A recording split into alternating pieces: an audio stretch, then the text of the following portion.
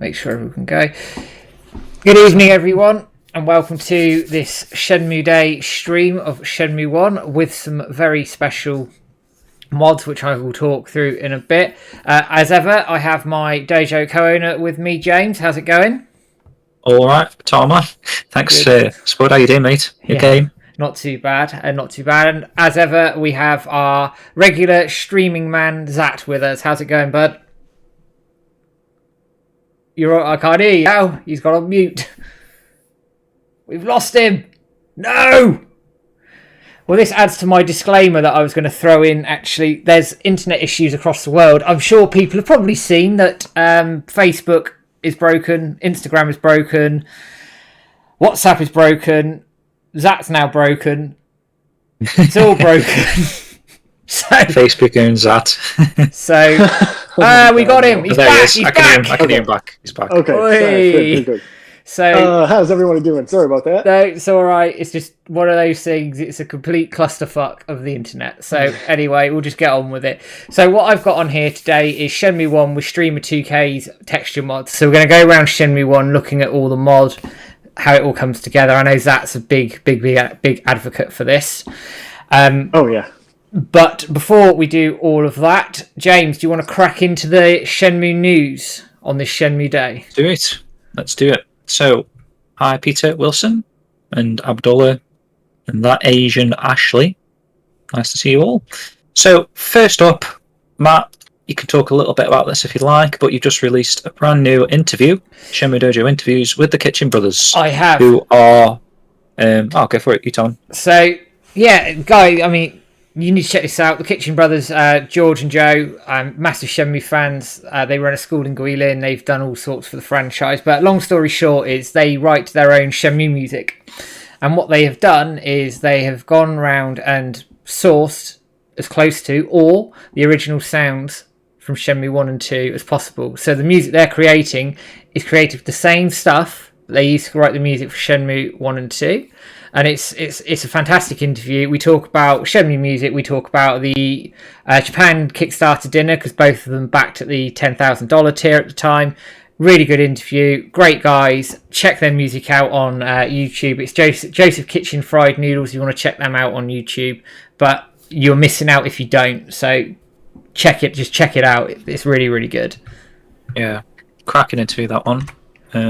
Just interesting as well, like you say, talking about the Kickstarter dinner, because you haven't really heard too much of people's stories about those events, and they actually went the Japan one, which is probably like, you know, the biggest dinner out of the Monaco and where was the other one? LA, was it? Yeah, it was. You have Monaco, LA, and Japan. Yeah, the Japan one seemed to be like the one to go to in a sense, because Yu Suzuki actually like toured them around Japan and Weta Street, and you know, that's pretty cool to be there doing that with that man. And talking about Yu Suzuki, I don't know if anyone's caught this. We did pump it out as a little tweet earlier, but obviously there's a ton of tweets today, so you might have missed it. But Yu Suzuki did a very short, it's like 5 minutes. I wouldn't even say interview. It's just him speaking about how he creates some of his games, what kind of feelings he wants to convey to the players of his games.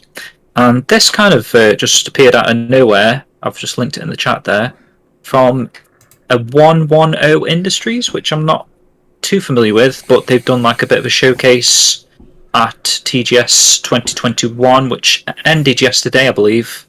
And this video was from yesterday actually, and it's pretty random that Yu Suzuki starts it off, and there's like seemingly no introduction to the video. It's just straight into Yu Suzuki talking about games, but it's a pretty good watch, so check that one out. And not too much news actually really to go off, but we have got a giveaway going on for if you want to win the physical edition PS4s of Shenmue 1 and 2 and Shenmue 3. Maybe you want to give them to a friend. So if you want to enter that, anyone's welcome, even people in the chat here who obviously already got the games, but like I say, if you want to give them to a friend. And Matt's also got a £5 PSN gift voucher for the winner. So you can claim that, add that TPSN account, and give the games to a friend. So yeah, all good. And Matt, you've got another giveaway actually in the stream as part of the stream. We do. As ever, I have a Tubs Duck to give away thanks to Sega Shop Europe. So as everyone's been popping in the chat, I've been grabbing your names for the draw at the end. So you need to stick around if you want one of the duck. If you want a duck, you need to stick around to the end because we draw your name out. And if you don't DM us, you won't get it. So. And if you want a second duck, maybe you've already got a duck. Kind of like what I've done. I've got a duck that's still sealed in the packaging. And then I've got one that I've put on the shelf just to show it off a bit. So that's pretty, it's a neat idea if you want to double up on them. Maybe you want to play with one in the bath. Well, yeah, that's all I've got. If you want to crack on, Matt, if you want to explain a bit what's going on and how you've managed to get this going. I will. I'm just going to quickly add some people in to... Did you win one off us, Abdullah? He says he's got 2 ducks. I wouldn't be surprised if you already won. I recognise that. I do recognise Kit Warrior's back. Demented Man 32, welcome. Haven't seen you before. Welcome to the stream. Live in. He was in the other day as well. Yeah. I think came in when we got raided, actually. Good stuff. I don't know if you got this, mentioned this, James, actually. The anime panel's on Thursday. Oh yeah, that was the last thing. That was the thing I missed. So the big news for everybody is the anime panel is Thursday. Now James and I are going to be streaming a live commentary. We can't obviously stream the actual event itself because it's under a paywall, and having looked at copyright law for the last few weeks, I haven't found a way around it, so I won't get us shut down. So we're going to have a live commentary of it, so if you haven't bought a ticket but want to listen to us chat away about what's going on, so we'll do a play-by-play of it. Thursday night, 9:45 British time, we'll be on. If you're going to watch it and want a bit of live commentary from us, then again, you can join us. And yeah, we're just going to sit, watch it, see what comes out of it. I'm hoping for a trailer and a release date. That's what I want from it, and we'll see. Yeah, we'll see how we go. But anyway, back into sort of what we're doing tonight is I've got Shenmue 1 here with a bunch of mods on it, but the main mod we've got today, and Zach's smiling away at me here, I can see smiling away at me, is we've got Streamer2k's texture mods. Now, Streamer2k is a modder. He's, over the last sort of 2 years, been slowly modding Shenmue 1 with new textures. So he's basically brought them into the HD era.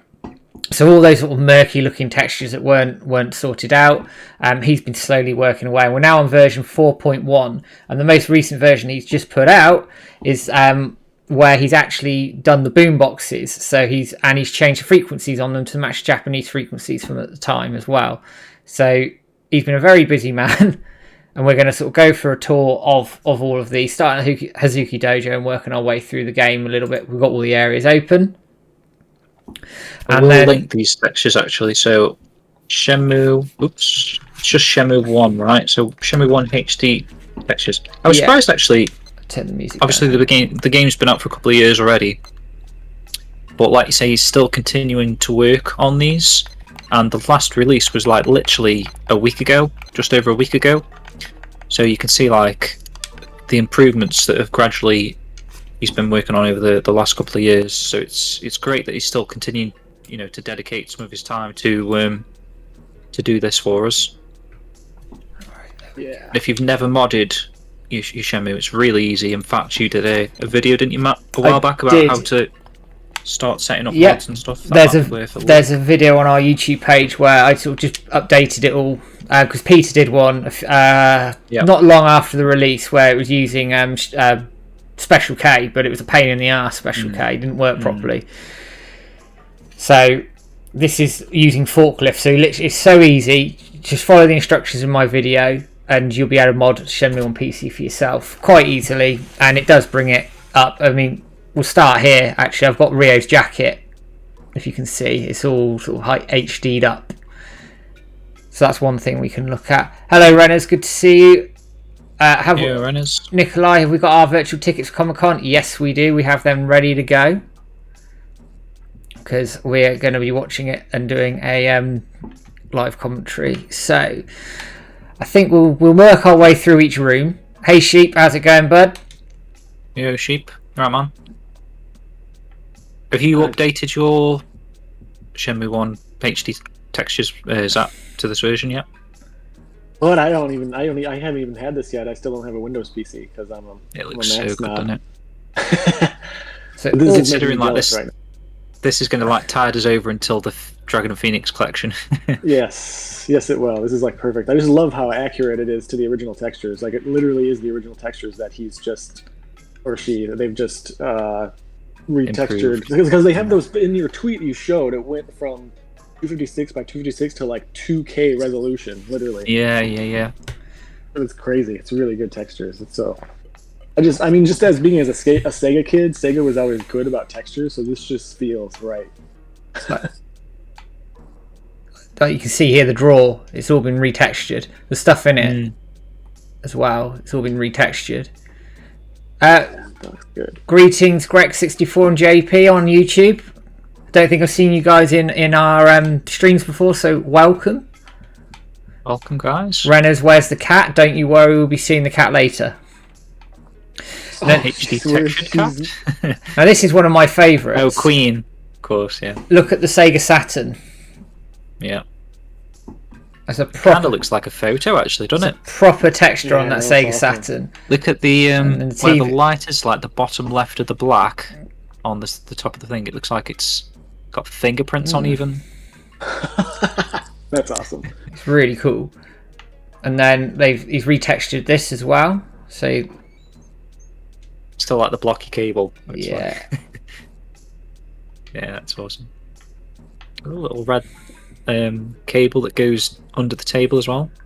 I always liked these little details. If we wander into the kitchen, we'll have a look at the Like old fridge. It's all been retextured. Got a label on it. Is that a new logo? Yeah, it's a. Don't sue us. Hey Hannah, how's it going? Hey Hannah. What's up? All retextured in there. Can we get Cora Watching us from the comfort of your new home. Yeah, it does. It looks really, really sharp. That's the best way I can describe it. Also, what he's done,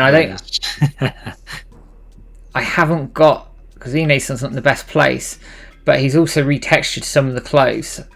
But also, if you look here where she stood, I don't know if it might not let me zoom in. You can see where the hot water is. That's all been retextured. The whole thing's been redone. Nice. Looks awesome. The whole It does thing. look really sharp, doesn't it? Ah, she's moving now. That? So her clothes have been retextured. Yeah. And I'll go into the dojo in a bit and show you Fuka-san as well, because his clothes have been redone. And if we go into a wild room over here.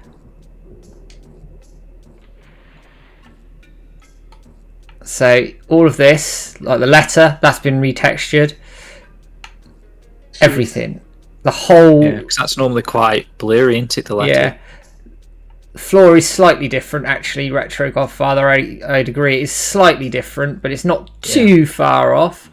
I'm going to have to get your entries into this competition as well in a minute. That's cool. The well, on the cabinet in the previous room, the handle was like it just looked smart. It's just all... It's everyone in chat is saying it's sharp. It is. It's just sharp as anything. I mean, look. Nice and sharp. The wall scroll, yeah. It's beautiful. Absolutely beautiful. And bear in mind, this has been a project that's been going on for a few years now. Slowly building up. And eventually he or she will work their way through the whole game.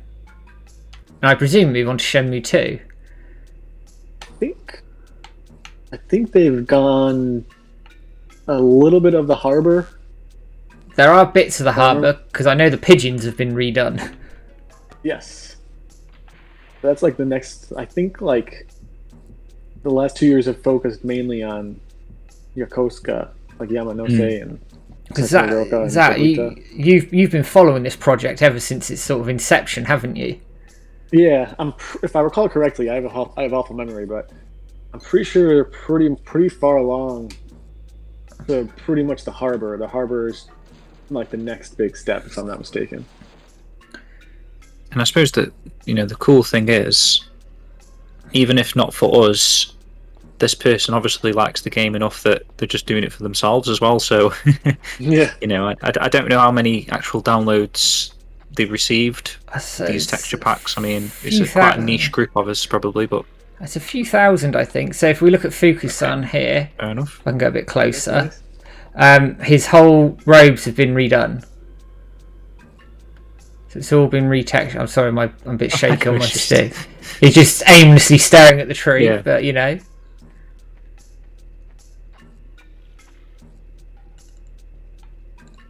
Oh, the dojo is really well done. I remember that. So this is we're going into the dojo now. So one of the things I noticed straight away was the wood textures. Straight away.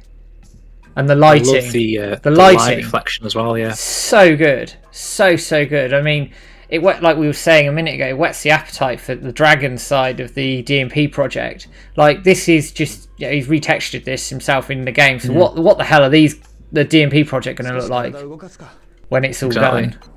I mean, just when you were looking at that light, then it just glows. Like, you take a photo of that, wouldn't you? Is that like?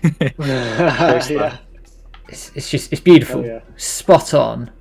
Hey Richard, how's it going, man? Hey Richard, nice to see you, buddy. Right, give me 30 seconds while I quickly add some people into our duck competition. Does it look like less foliagey, or is it just me? A tiny bit, because I think they filled a lot of it out. Because I feel like you don't normally see as much of the fence there. God, look how slow Fukusan is. He's alright. Oh, Fuku-san.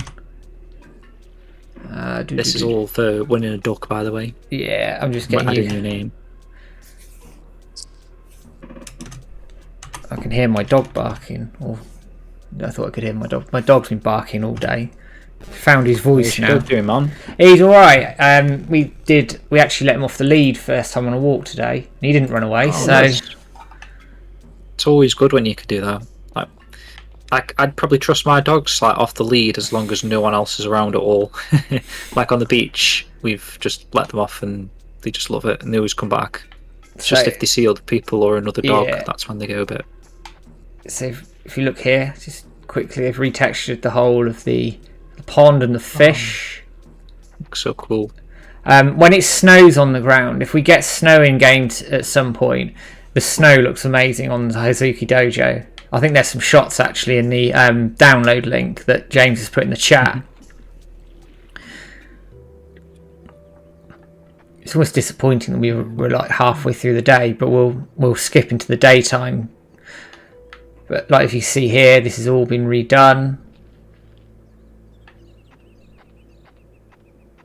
Yeah, that rock wall is really awesome. Yeah, it's all been like just gives it a fresh coat of paint, in my opinion. Just lifts the whole game, and not that want another excuse to play the game through again. Yeah. Not that it needs lifting. Like, Shenmue's a beautiful game anyway, but just imagine what can be done and what could be done. Yes, Renners, the mods are free. All off of Nexus Mods. Nexus Mods will try and charge you for a membership to get quicker download. Just say no, and it downloads at 2 megabytes a second. So it does sort of throttle it a little bit, but saves you paying. And we're all patient people, aren't we? Yeah, fans, so. Exactly. We waited nearly 20 years for a game, so yeah. So we'll wander over here. So the shrine's all been done. See here. No Megumi. No, actually. Oh, I see the light just pop on then. That was good time. Yeah. Let's have a look at our cat. Nice new box texture. Is it? Yeah. I don't think the cat's been done, but I could be wrong. It does look a bit lighter, maybe. Yeah, possibly. Bit of a lighter shade, unless it's just the nighttime lights. Yes, Hannah, music box. If anyone's bought a music box, they are shipping, I think you said the middle of October, didn't you, man? That's what I've been told, yeah, from the company, because we did a competition last month, and I'm sure people saw, and I did ask, and it's definitely, well, at the moment, middle of October. When is any news on Shenmue 4? Is that another 20 years? We hope not. We hope not. I mean, I keep saying this. Why isn't it doing something? Because the lights are on. Yeah. and like we've said many times, just the anime could be the stepping stone as well. I've got to see how successful that is, and yeah, There's an also find out all on Thursday. for Queen is not around right now. I apologize. is she having a break? Yeah, I don't know. She's napping somewhere. But wait, Hannah said, yeah, the white walls, you can like feel the paint on the walls and the Yeah, very textured. Yeah. It just, I know, the whole thing, it just gives it a lift. The whole thing. I mean, I'm looking at the phone box, and I missed the phone actually in the Hazuki Dojo. That's all been redone. It's all these little details that have been redone. Only One Nights, nice to see you. Hello. Oh, from the United States. Hello. A fellow American for you, that. Hey, what's up? Also, What did you finish Lost Judgment? I haven't gotten Lost Judgment yet, but I'm hyped. I'm pretty hyped for it. About 2 hours in, haven't finished it. Now, also, what this mod has, it has the original Coca-Cola textures. Oh, cool. Which is really good. So I quite like those. I still need to finish the original Judgment, to be honest. It's well worth it. I normally buy Sega games straight away, but Lost Judgment's the only one I haven't bought yet, just because I know it's just going to sit on the shelf for ages. Let's go in the shop. Yeah. Till I get around to it. Did I just see the Virtua Fighter one was improved, but the Sonic one wasn't? Or... Yeah, that's right. Yeah. Yeah. Okay. I mean, it's such a big Sonic is project. still work in progress. It's such a big project. I mean, if you look here, It's getting there though, isn't it? It's like this. Just I mean, one example, completely retextured. Nice. It looks shiny. how is he improving the? Well, he or she. How are they improving these textures? I don't know. I really don't know. This is where you need Lemon or somebody in chat. I mean, It's I like love really doing this cleaned up. kind of stuff, so I wonder if maybe I could help them. I don't know why I haven't thought about that before. Thank you, XJLTV, Oh, dude. for the sub. Welcome as well. Thanks for that, man. Thanks for doing that. Anyone's got these Amazon Prime subs, it's good, isn't it? Crisp have never looked so good. Exactly. Exactly. I mean, when the texture's that good, you could like replicate that properly, couldn't you? Really, you know, like they do on Redbubble or whatever it's called. And get a bloody cushion, a crisp bag cushion or something. He's going to be booted out of it. Oh, the watch has been redone with the Timex on it as well. I forget half this stuff, you know. That's so crisp. Look at that. Let me get the watch back up. The strap. Did you see the strap at the bottom? Look at that. Look at the bloody It makes watch. you wonder if they've actually like scanned in the actual. Look how good that level looks at the bottom. It's so crisp, so sharp. It's really, really good. It makes me want to go get my watch out now. Let's have a look. Let's have a look at the watch. Very quickly, I'll just add some more people into the competition. So is this the first thing you're going to download when you? Yes, it is definitely. Actually, it's not. I don't think I've got the original strap. I might have on the Shenmue version. I almost got my controller. Shit. There we go. Yep. It's so close to it. Nice. Let's go into the park. Try and get a bit more light on it. For some reason, it's dead dark. When we get to 8 o'clock on here, we'll Oh yeah, it was nice. When we get to 8 o'clock on here, I'll go back to the morning because I want to see this again, sort of in the morning, so you can see all these textures in the light. Get rid of this. Oh, there is actually. I haven't changed it. Thank you, Only One Night, for the sub over on YouTube.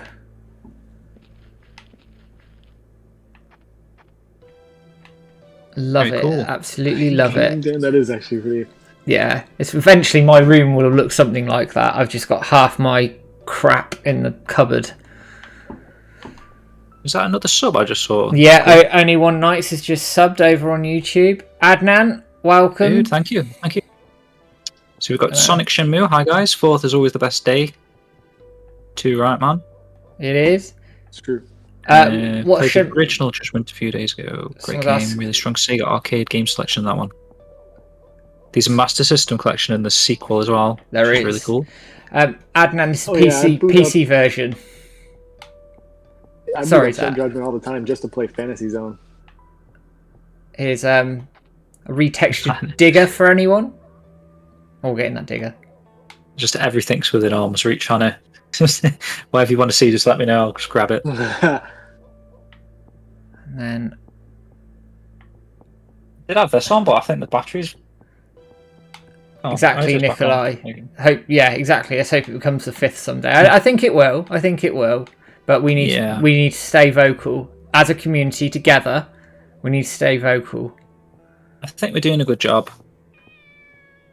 We get it. I don't know if you can see the actual stats on the tweets and stuff, but you know, we get some good months, don't we, on the 4th, where everyone seems to be involved. And it's picking up.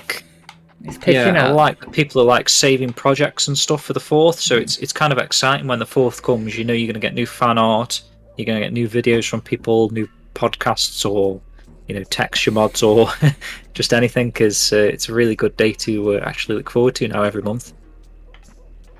Yeah, that's looking forward to that as well, Nikolai. Yeah. How long do you reckon that's going to take? Is it going to be like next 4th of the month, or? Let's go into his bedroom. I remember when they add some more were people doing in. the foliage, and I was getting really hyped up because I was like, "You can use this for Guilin."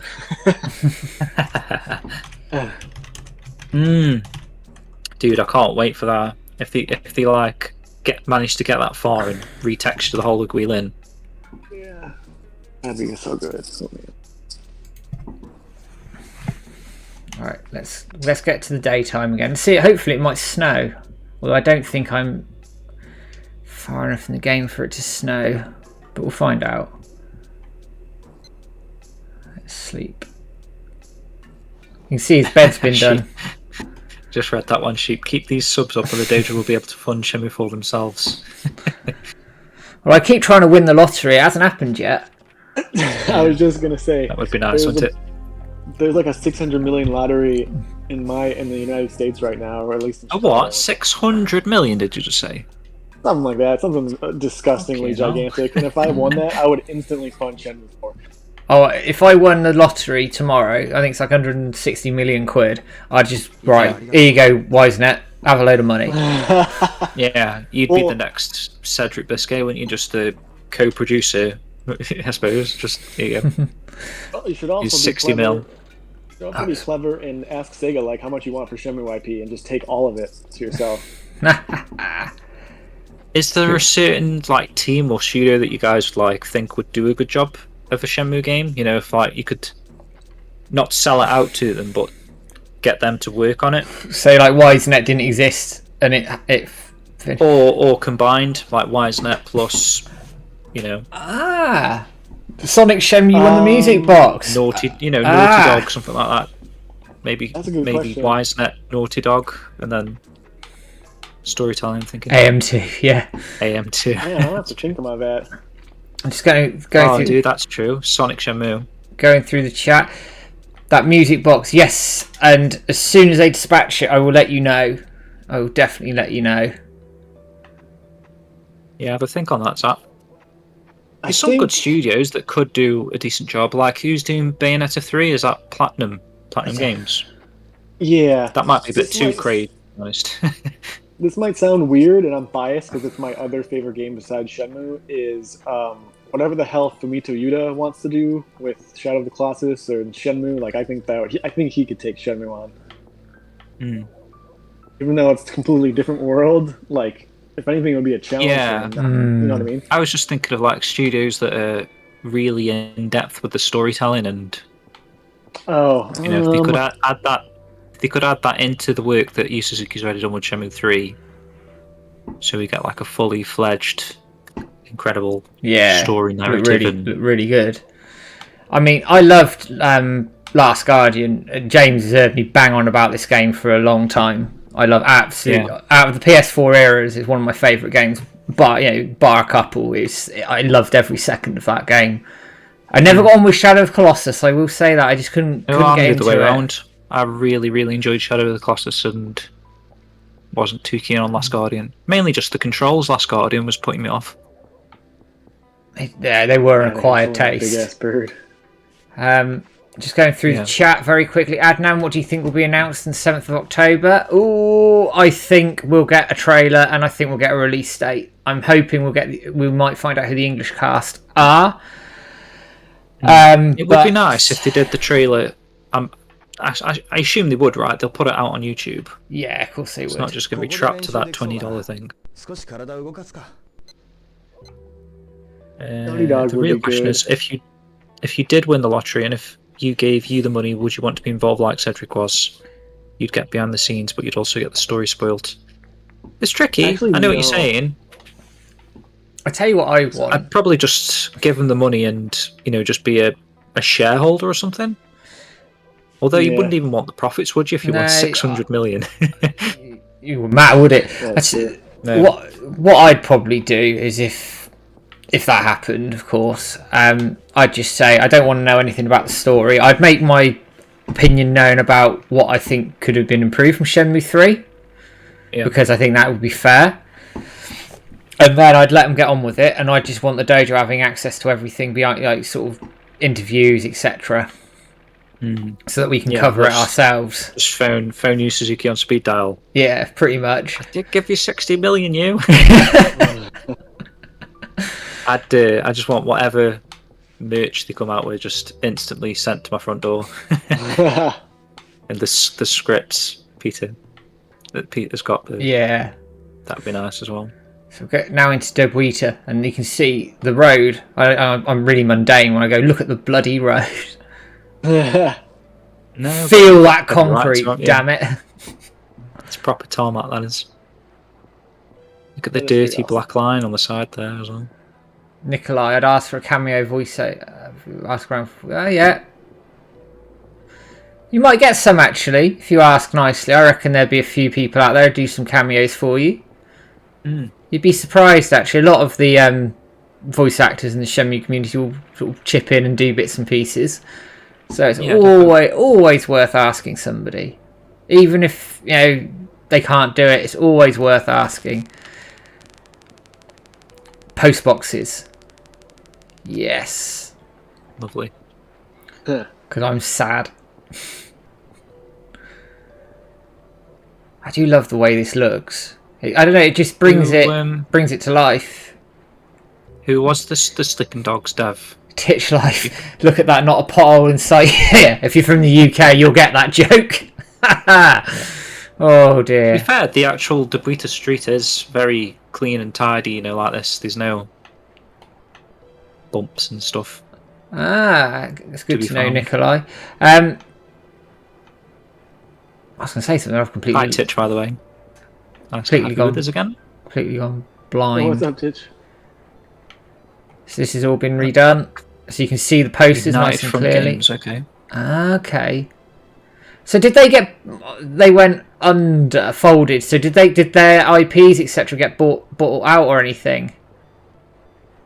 Or is it an MMO that got into the alpha 4 but then shut down? What did they do anything before Sleeping Dogs? I don't know. I like Sleeping Dogs. I thought it was good. Yeah, me too, man. Quite enjoyed it. Happy Shenmue Day. Yeah, Japan is very good at repair and maintenance. You get a pothole and it disappears by the end of the day. Yeah. So all this has been redone. So all the stuff in the fridge. Coca-Cola, Fanta, Sprite, ice creams. Oh, what about BioWare? They're good at story stuff, right? Oh, it's not a bad shout, actually, yeah. BioWare's not a bad shout. High def sandwiches and milk. Square Enix also. That's like a pipe dream of mine. Square Enix. That was rumoured at one point. Yuji Naka a chance, didn't they, with that Balin game he was doing? Yeah, that's what I was thinking. Like, they're the only ones still giving a chance to those guys. But then, seemingly just ditched him now. I think he was quite open, actually. He said, Yuji Naka, he said if it was a failure, he'd lose his job, and fair enough. Yeah. He knew what was riding on it. So this post has been retextured, which is great. And if you look... I think a lot of the original, Yu Suzuki's like a god, a legend in development, and a lot of these people are disappearing these days, aren't they? Mm-hmm. It's a shame because I think I don't actually know how much help Yuji Naka got for Balan from Square Enix? I don't know, but it's a shame because some of these sort of legendary developers are almost disregarded by sort of a newer generation.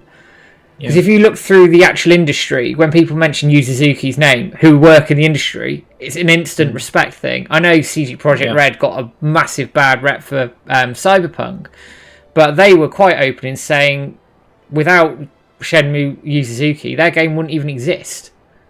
And their previous games wouldn't exist. So that says all you need to know. Yeah, I assume that would be the case with a lot of people as well. And it's like Yuji Naka with Sonic. I mean, I know he didn't invent the character per se, but the game and everything around it. I mean, we wouldn't have the platformers that we have today because of that. Because Sonic changed that. It went from slow, sort of steady platformers to speed and colour, and it revolutionised. It really did. The winter got Bubsy. Oh, here we go. If you can sort of see here, the boombox has been redone, like properly redone. Ooh. It's even got the Sharp logo on. It does, and the frequency is the right one for the area in Japan, I'm told. That's insane detail in it. I suppose that's what you'd expect from a Shenmue fan. Just... let's run through some of these. So Donnie Yen said that he was starring as Wei Shen in a Sleeping Dogs adaptation, so something's been done with the IP. Really sad to hear about the dev folding, wasn't aware of that. Hannah says, nostalgic walking through Debrita like this, fresh like playing back in 2001. Can't wait for the Dragon Phoenix version. Did the people working on the Dragon Phoenix collection work with Streamer2k at all? I don't think so. I don't know. They might have spoken. Shout, is it? So the game use sign's been redone, and if you look here, like the opening bit's been redone, the neon sign's been redone. You dive in here. You can see that the amount of work that's gone into this. Like this bit here has been retextured. Like all the posters have been redone. The floor looks nice. The floor actually reminds me of the Dragon and Phoenix floor. Does a bit. And I'm trying to hold the camera here, but they've put, I think it's Fantasy Zone in there. It's new posters, isn't it? Yeah. Oh yeah, that's from the remaster actually. I think that was already there. And then some new posters. I'm noticing that one that's G something, G Star, is it? Oh yeah, over here. Future Spy. Better, I mean, it's insane. This whole sort of body of work is insane. Peter says, the frustrating thing for me about Balan was that it was made from a good place and with a lot of love, but ultimately just discarded how much better games have become in the last 20 years. Overall, I think it was pretty telling that Yuji Naka and co probably just don't play modern games, but, you know, fair play to them. They don't need to. Just do their own thing, innit? That's what you try to do. And to be fair, it's not a bad game, Balan. It's completely different. It's unique in its own right. It's not... You know, obviously it's taking concepts from his Nights into Dreams and some of his other games and stuff, but that's Yuji Naka's own work anyway, so to create a brand new franchise, and, you know, we're in a bit of an era of, like, sequels and copy and paste jobs, aren't we? So I respect him for trying something different for once. In this day and age, it's very difficult, isn't it, to get a new IP sort of off the ground and successful, but I mean... You've got to have balls to do it. You just have to, or guts, or whatever you want. You've got to have the willingness to go for it, and he did. Okay, it didn't work out, and it is what it is. I haven't played Balan yet. I will probably pick it up at some point because I'm just intrigued by it. But it is what it is. Like it. It's fat. Just feels like it could have been released on the Saturn. It's just got better graphics, if you know what I mean. It's like. Nice. More modern graphics, but it does feel like a game from that era. I do have a save at the harbour. So what I'm going to do, very briefly, is I'm going to drop out of the menu and then get my harbour save going. Just for you, Hannah, within arm's reach. Nice. Sonic Shenmue says, is it true though that Naka was gone from Square Enix before Balan came out? Oh, I don't know about that. I thought it was just after. I thought it was just after, so they could like see how well and how successful it was. I think what spoilt it for them, they released like a demo, didn't they? And people didn't really enjoy the demo. Apparently, the demo was but it riddled, wasn't riddled with bugs and stuff, riddled with wasn't bugs, and it wasn't the best level, to be honest. It's like the easiest level in the game, so some of the later levels are really good. Shut up, Annie. Has the bus been redone? No, the bus hasn't been redone. Bombing. Yeah, there review was a bit bombing. of review bombing. It happens a lot these days, review bombing. Kenna Bridge of Spirits got review bombed heavily. Really badly. I thought it did well, didn't it? Didn't it get like an image that had like 5s, 10s, and 8s or something? It did really well. I see that. Did really, really well. It was like IGN and GameSpot did 6s or something, didn't they? For some reason. It was like Super Monkey Ball got criticised by some for being too hard. Go over yourselves. What?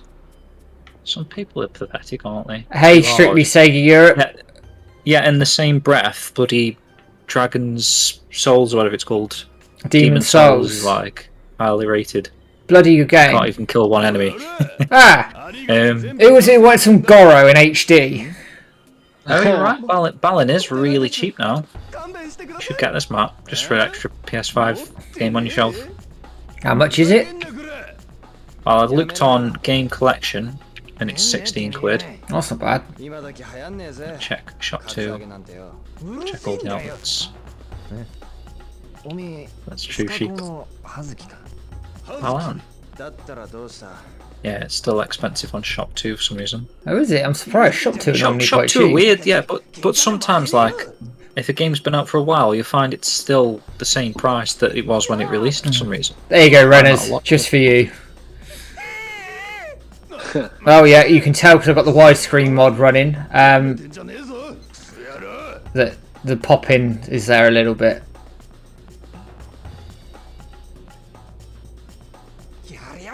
Difficult. If you wanted to get it for PS4, it's only a tenner on. Is there any difference between the 5 and the 4? Or is it just frame rate? Because I'd pick it up for the 4 if it was a tenner, to be fair. Probably not much difference on thought because it's not the most demanding game. Weird, isn't it? Just by having a PS5 logo, you feel like it's got to be better, in a sense. But you'd never really know, would you? No. You know. Rio, stop bullying Goro. Yeah, the cheapest. Oh, actually, Simpler Games is $14.85, but it's out of stock. Ah, okay. Might be a Christmas present. So actually. your cheapest is Game Collection there, $16.95. The PS5 version. It's also $9.95 PS4. Right, now we're in the harbour. So that's all been retextured. The pigeons. Yeah, Abdullah, yeah. FIFA's a fraud, even though I keep buying every edition. Look at the pigeons. HD pigeons. Ooh, I like the blue pigeon there. Looks realistic. Cool. Film do test frame rate and loading times. Okay. I guess that means Balin. That's fair. It's worth an extra £6, isn't it? Smith's Toys have it for a tenner. yeah. Oh, really? That's not bad. I'll grab that for a Smith tenner Toys. after I the never stream. think to go for that. No, I don't. I forget they do Look at stuff. PS5 stuff. Where when's It's nice with Smith Toys that you can just walk in the shop and grab it as well. Argos is probably another one we could check.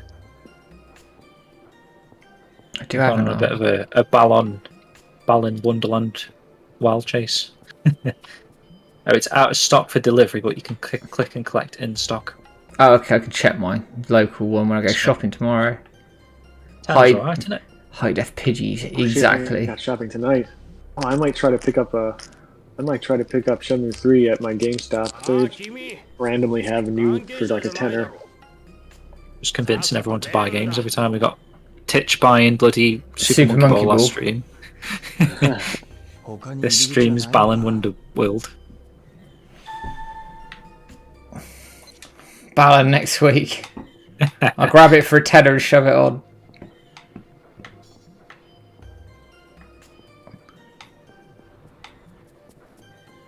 So it's actually good. It's not bad. I mean, is it £10? If it's £10 good, It's then worth it's still a fine. tenner, Jesus. Yeah. I'd give it a good solid 7. Do you know what the sort of? I was trying to think. The goalposts have changed, haven't they? Like a 7 back when we were kids was like, yeah, it's got some flaws, but you probably enjoy it. Now 7's like, it's fucking shit. Worst So game what? I've made. Yeah. I said it in the last podcast. I was like, I just think most of my favourite games have been 7s. Oh, Renners. Last stream, The 10s I don't really feel that much about. last stream we told him to play Yakuza, and he spent 60 quid on Yakuza. Sega should be sponsoring us for this shit. Yeah. We need people to tweet this out, man. Yeah. We might end up getting those big bloody, you know, Press everyone's packs, showing off yeah. those massive press packs. 5 out of 10 for you, Peter A. Ballin. Still worth a tenner. Nice pun, Titch.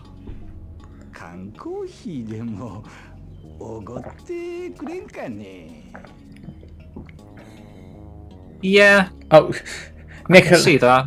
Nikolai Single button thing. bought Super Monkey Ball as well. Oh, nice. Everyone's Making Sega some bank here, aren't we? yeah, we bloody well are. Selling copies of Shenmue for fun. Giving them away for fun. Bloody Virtua Fighter, whatever this was called. Ultimate Showdown, yeah. Judgment. Only got 10% of all that. Most of my favorite games are usually 6 or 7s, especially back in the Dreamcast days, because there was a definite bias against Dreamcasts because of PS2 being overhyped, so I usually would take it with such a big grain of salt and then try it myself, and they were fucking amazing. Yeah. Like Omicron was kind of hated on. I love that game. There's a lot of games like that. Just instantly slated. Just, I guess, like you're saying, for being on the Dreamcast. It's all subjective though, isn't it? I know like there's a common consensus, which is fine, and that doesn't inform people buying games or not. But yeah, I don't know. You can like games for that are utterly awful. Oh yeah, one thing I forgot to say, the boat's been redone on here. So if Which I do, to be fair, I'd like utterly awful games, because one of my favourite Dreamcast games is Pen Triathlon. Everyone hates that game. Yeah, I love that game. That game's awesome. Game's so charming. It doesn't matter, does it? Fun. Like, I know games review a certain way, and that's fine, right? But at the end of the bloody day, if you buy a game and you enjoy it, who cares? Enjoy yourself. Yeah. It's a bloody game. Yeah. I think there is truth in that, you know, a lot of those games that are like not as highly rated end up being more fun in a way, because they're just a pure game. You know, you buy a game for fun, whereas like these 10 out of 10s are like normally 40-hour, really serious story-driven games that you know. For me, I prefer these like short arcade experiences type of games, pick up and play games, and the Dreamcast was full of them. One thing that also used to disappoint me back then is that they would play the games wrong. Like Virtua Striker 2 is one of my favorite games of all time, and they like lambasted it for the controls, but they weren't using an arcade stick, so it just like didn't make sense to me. Because it's come straight from an arcade. It's far better. It's far better on a stick than it is with a DC controller. Oh yeah, definitely. Far better. And it's not trying to be like Pro Evolution or FIFA, you know, simulation real football. It's literally just sit down and have a laugh. You know, it's fun. Yeah. Nigel the Vapid, good to see you. Strictly Sega Europe's got it right. You can like stupid and bad music of movies, so why not games? Exactly that. Yeah. Peace again. I really like Sonic Forces, even though I know deep down in my heart it's complete shite. I like Sonic Forces. I'll even say I really like Sonic 06 as well. Apart from the loading screens, it's a solid game, man. I know there's a few glitches where you'll fall through the floor, but it's not like it's the worst thing. Yeah, that happens a lot in Sonic Adventure 1, and that's one of my favourite games of all time. I think Sonic 06 is really good. It feels like they were trying to make a Sonic Adventure 3 with it.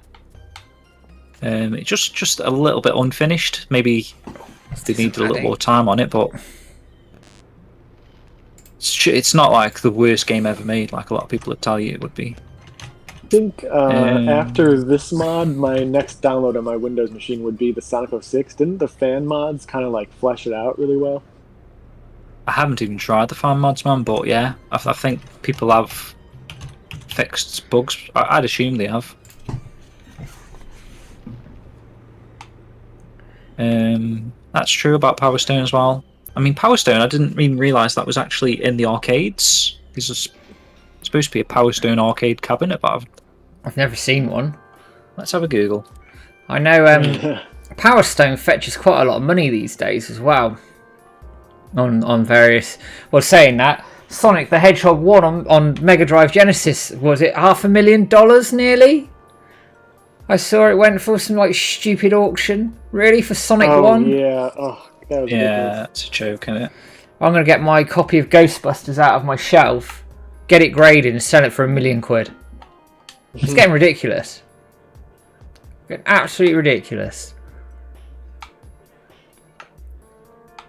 Chocolate. Tuna. Abdullah, I think Sega takes us seriously now as Shenmue fans, plus it's because of Shenmue that I got into Yakuza and Judgment. Virtua Striker 3 is great once you learn how to play it properly. Yeah. Was that released on anything? That was released on GameCube. I never got it. Was it? That's missing in my GameCube collection. I've never I might have to pick that up myself. I never had it on GameCube, to be fair. I'm trying to think what. Is that the last one they did, or did they do 4 or anything? They did 4, but it was arcade only. 3 was the last console port. Oh yeah, GameCube. It's not too bad. It's just a tenner as well, Spud, if you want. Got to buy a GameCube first. Or actually, you've got Balan Wonderworld or Virtua Striker 3. To be honest, You've got a tenner. What are you buying? I'd just buy a Wii. I'd buy a Wii and buy probably Virtua Striker. I don't know. They're addictive. Those games. You can play GameCube games on the Wii, can't you? Yeah. Certain models of the Wii, yeah.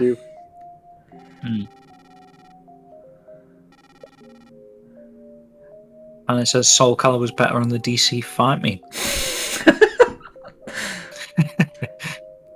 Abdullah says Sonic Adventure was my first video game ever. Ooh, nice shot. Got away with that shot, I think, Zach. I was a bit lucky.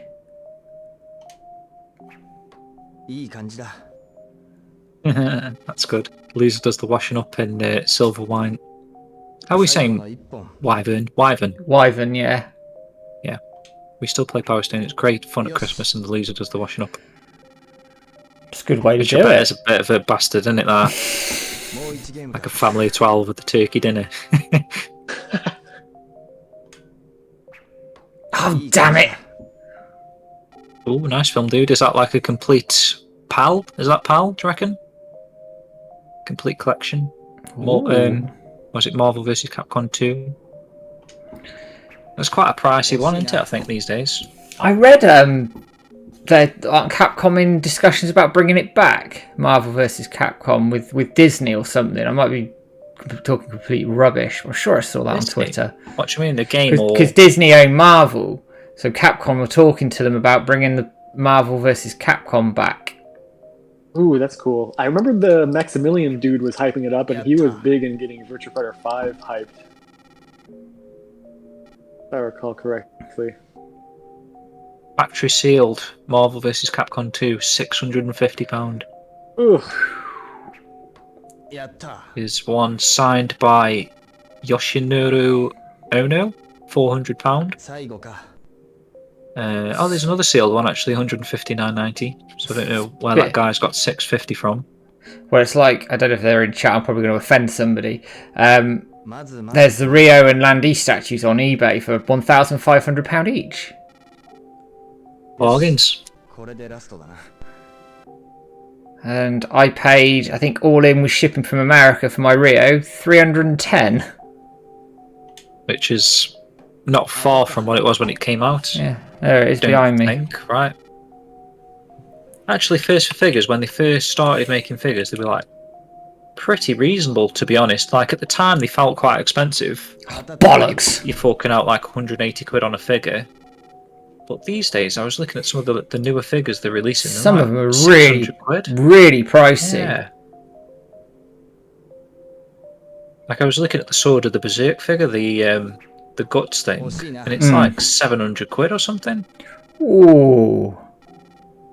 It looks amazing, but I mean, their stuff's brilliant. Like, yeah, I wouldn't fault their Rio statue at all. It's really, really good, but it's a lot of money. A lot of the Sonic statues they did over the years. Mm. But if you look through like the prices, they started out pretty cheap. Wasn't a standard Landy $189? Let me have a look. Sega All Stars. Oops. I did see it the other day, actually. Was it Legacy? That was it. Because I'm after... You can still buy an Akira statue. Virtua Fighter 5 Akira for $180. That's not bad. I'm after a Landy. The exclusive edition. Exclusive Landy was $234.99. That's not bad, is it? About 170 quid probably. Yeah, you pay shipping and import, so you're probably looking at what, $250? Possibly, yeah. I mean, I could probably have a look back through my order history, see how much they charged for postage back then. Oh, that's better. I still want them to do more figures though. Like I'd like them to do a Shenmue figure or a Ren figure. Well, was it 2-3 years ago? I'll have to dig it out. They did they had a Facebook post of like Rio's face, like they were teasing a statue, but I don't know whatever happened. Whether it just never I don't know what happened there. Got off the ground. But to be fair, a lot of them took a while to show as well. Like they've been teasing the second Skies of Arcadia figure for ages, and the Nights into Dreams figure they did not long ago, the Reeler figure. They were teasing that for a while. I ended up buying actually both Landy figures at the time, and the shipping was $80, so I'd assume it was probably going to be $40 for one. So that would have made about $280, say.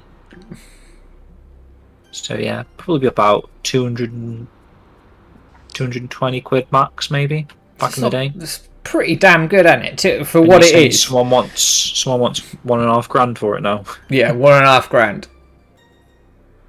I'll sum this up. I was in a bidding war for one.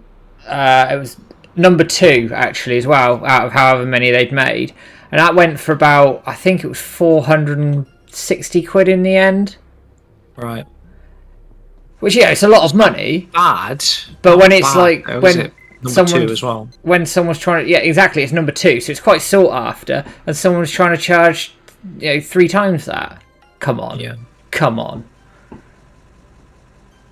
I mean, people are free to try and get what they want, of course, but I think there's limits. Yeah. Only One Night. I know actually back in the day they used to take a while from when you'd pre-ordered a figure to actually receive it, so I don't say like well over a year is like too out of character. I felt like I pre-ordered figures, a year in advance from when they actually got shipped back in the day. Because they go through like a lot of like testing and stuff. They do. I know he sometimes does like a drop test video where they show you that it's not going to break or whatever in the packaging before they actually ship on out.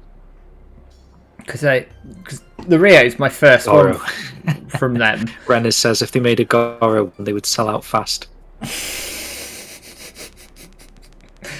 Well, if only Peter was in stream right now, he'd lose his shit. What was that, Sat? Sorry? We were talking about the next remaster in chat. I think Jet Set Radio deserves it, and I feel like Sega really needs to get behind that cyberpunk. Yeah, they do. That's true. When is that coming out? Do we know? I don't know. Because there was a longer trailer, wasn't there, for that cyberpunk recently? what's it Or called? at least do what they Cyberpunk? did for Panzer Bomb Dragoon Rush. and just like publish the people. You know what I mean? Well, it's near on an identical game, Yeah. so it's odd. I don't Oh, it get just it. says 2022 is the release date on that Bomb Rush Cyberpunk.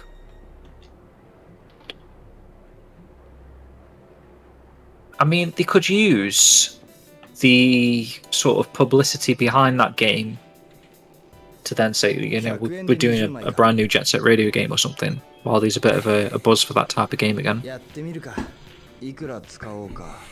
But they've kind of like sat on stuff too long. They're missing out now, aren't they? When people are remaking these games like that, or you know, calling it something different, but it looks like the same game. It's like a new Jet Set Radio game, but made by a different team. It's still got music by what's his name, Nakamura or whatever. And Hasn't one of the original composers just gone back to Sega? I'm sure I read that somewhere from Jet Set Radio. I think I know what you mean, actually. Yes, Something like Takanoba or something. Takanoka. Yeah. He was Jet Set, Yakuza 1 and Yakuza 2 That was it. or art director. That was it. It wasn't a composer, but yeah. I mean, Nikolai, you're right. Like, I mean, how long did it take the Shenmue community to get recognised? I mean, going back to a podcast James and I did, their attitude towards Shenmue, not that long ago, was not good. That was the timeline episode, wasn't it, where we were looking at tweets, and they were pumping out a few tweets, like, almost sarcastic about fans harassing them. But then, if you think about it, fans harassing them, isn't that like a telltale sign?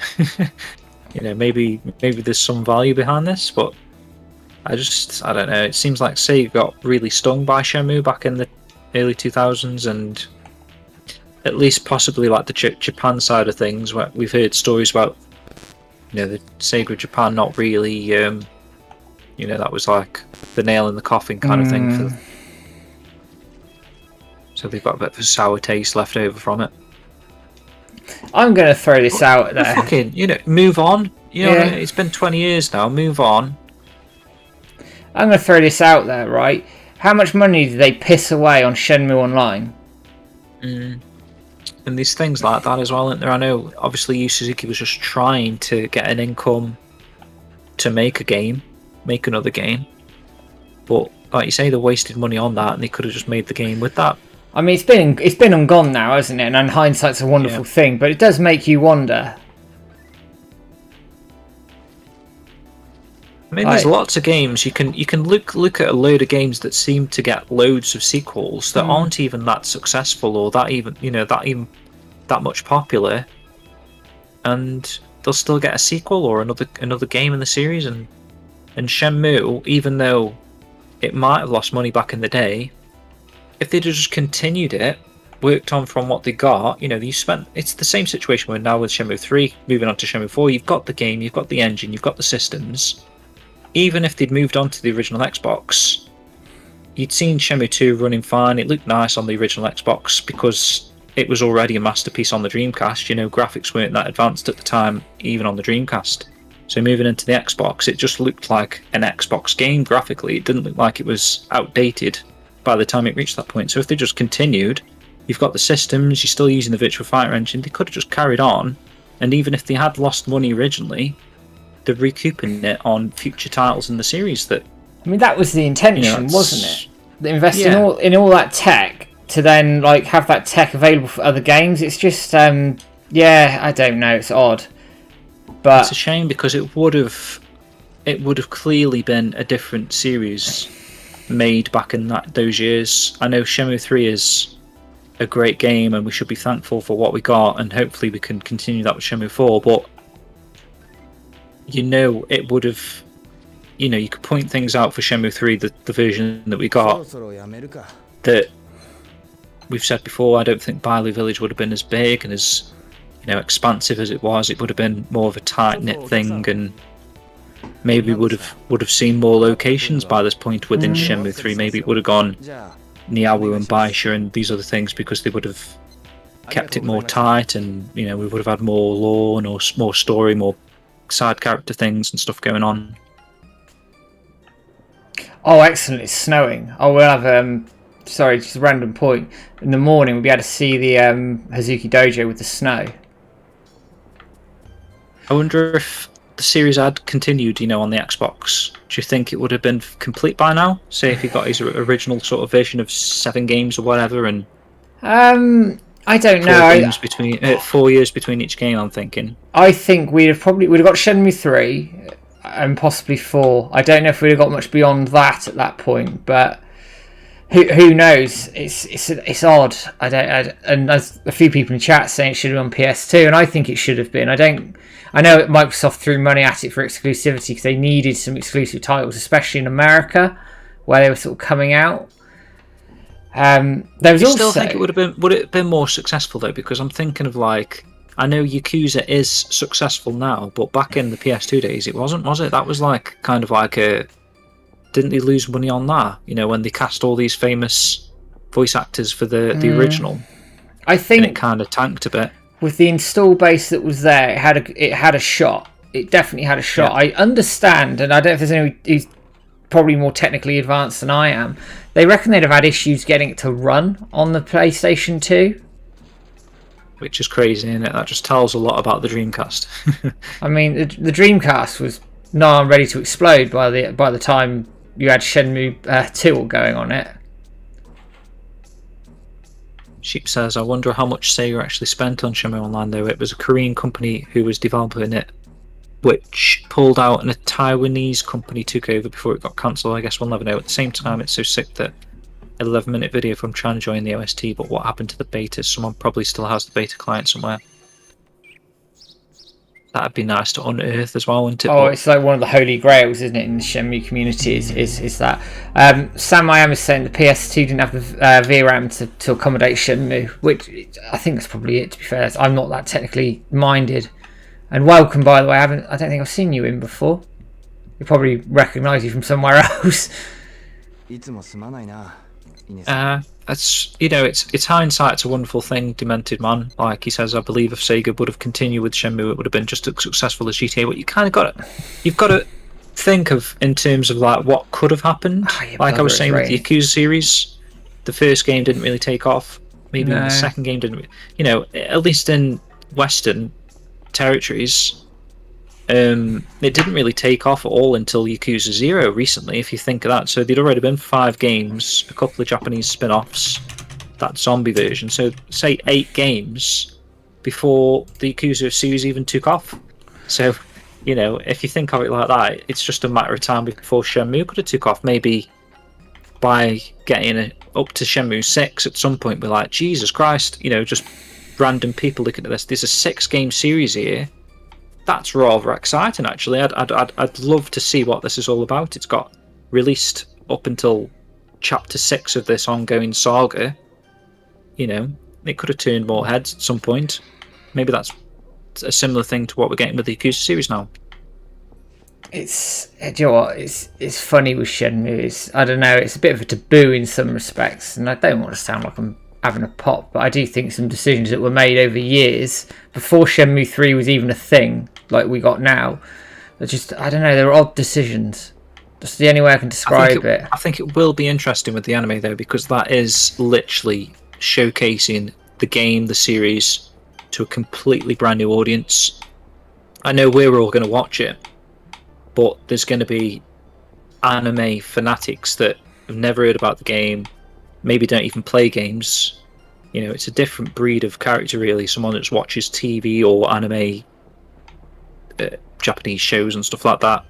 They're going to be introduced to the series for the first time, and that's going to be quite interesting to see how people react in that respect. Hannah's just dropped out. Thanks for dropping in, Hannah. Take care, Hannah. All the best. Still jealous of your house. Renners, I'm sure I think PS2 didn't have the VRAM, but I would trust AM2 back in those days to make it work. AM2 were like gods, weren't they? They would find a loophole, wouldn't they? To get it working. Renners, I'm sure I read something in 2002 or 3. They said Shenmue 3 was ready for next gen, so the game was built but not finished. It's funny, actually. 24 Nathan's got in his he's got archives of Shenmue stuff for over the years, and there's actually a screen dump from Sega Europe in there saying Shenmue 3 had been confirmed to be in development. Yeah. And that was around that time. So something happened behind the scenes. Someone pulled the plug. Yeah, exactly. Someone had announced that there was going to be a Shenmue 3 at some point. I just wish they were patient. They just lost their patience. They built such amazing tech from the mid '90s until 2000, and then they're just like, "Well, 2001, no more. Sorry, no more Shenmue after this."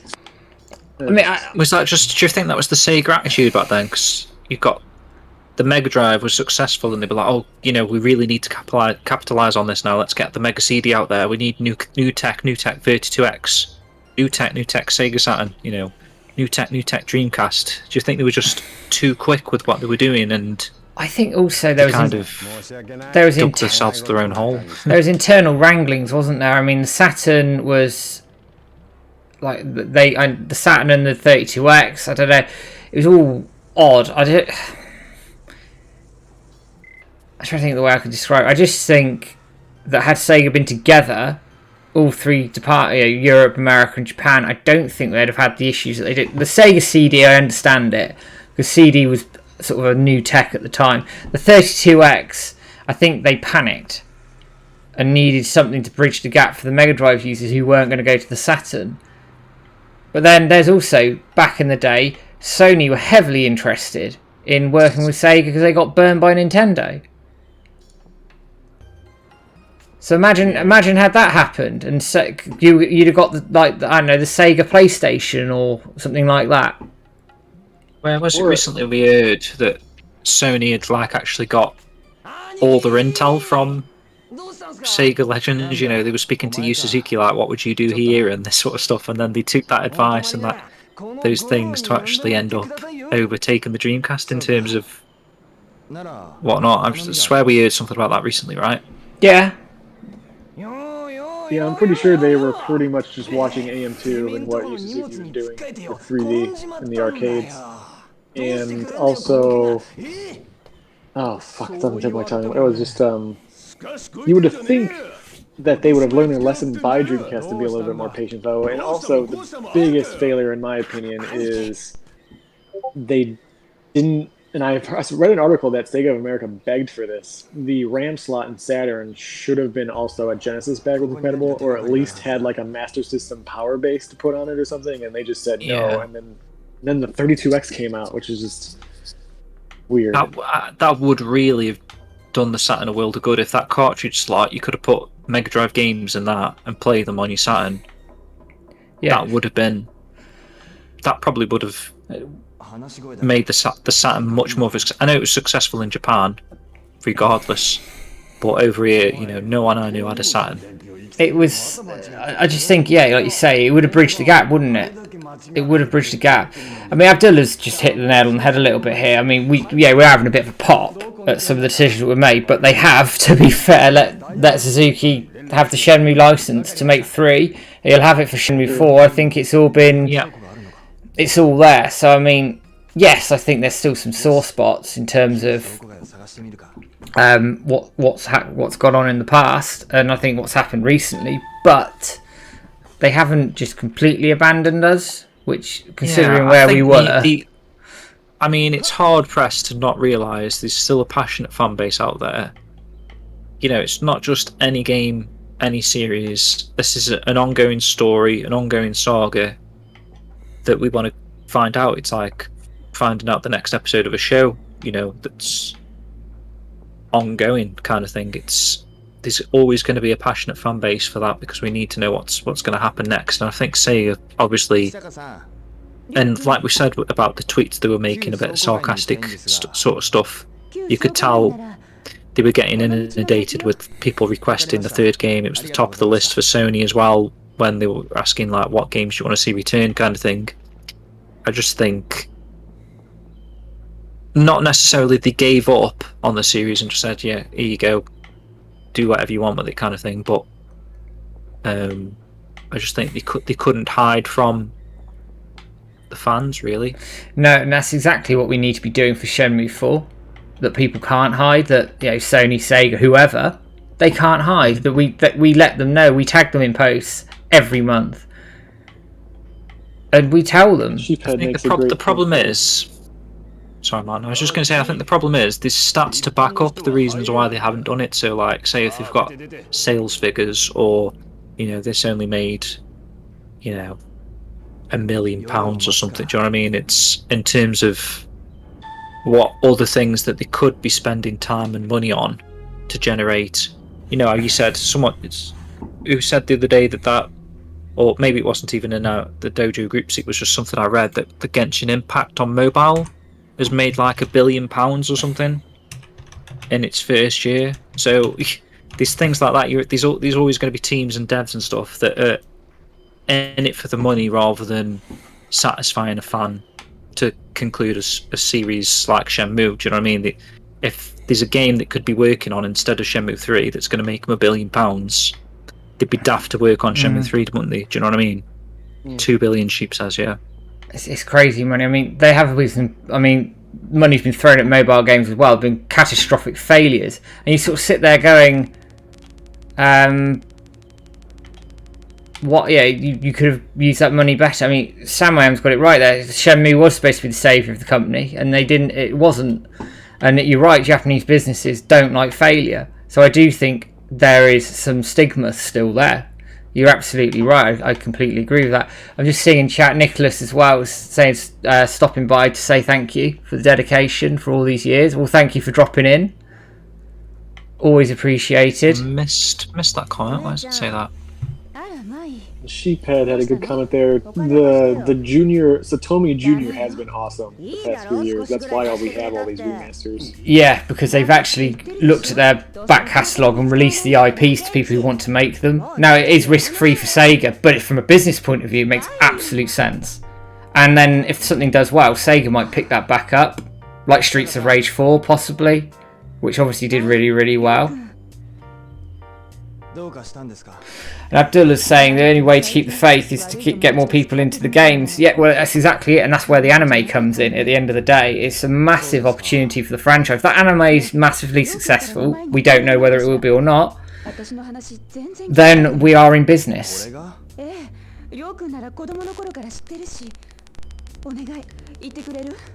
Retro Godfather's got it right. I mean, Yu Suzuki will not stop. If the fans stop, he will stop. Simple as that. But all the time that fans want it, he will look for a way for it to happen. The only way the fan community will stop, in my opinion, is if he turns around and said, "It's done, I can't do it, I'm going to release it all through a different medium." I see the comment now, yeah. Nicholas, thanks, Mom.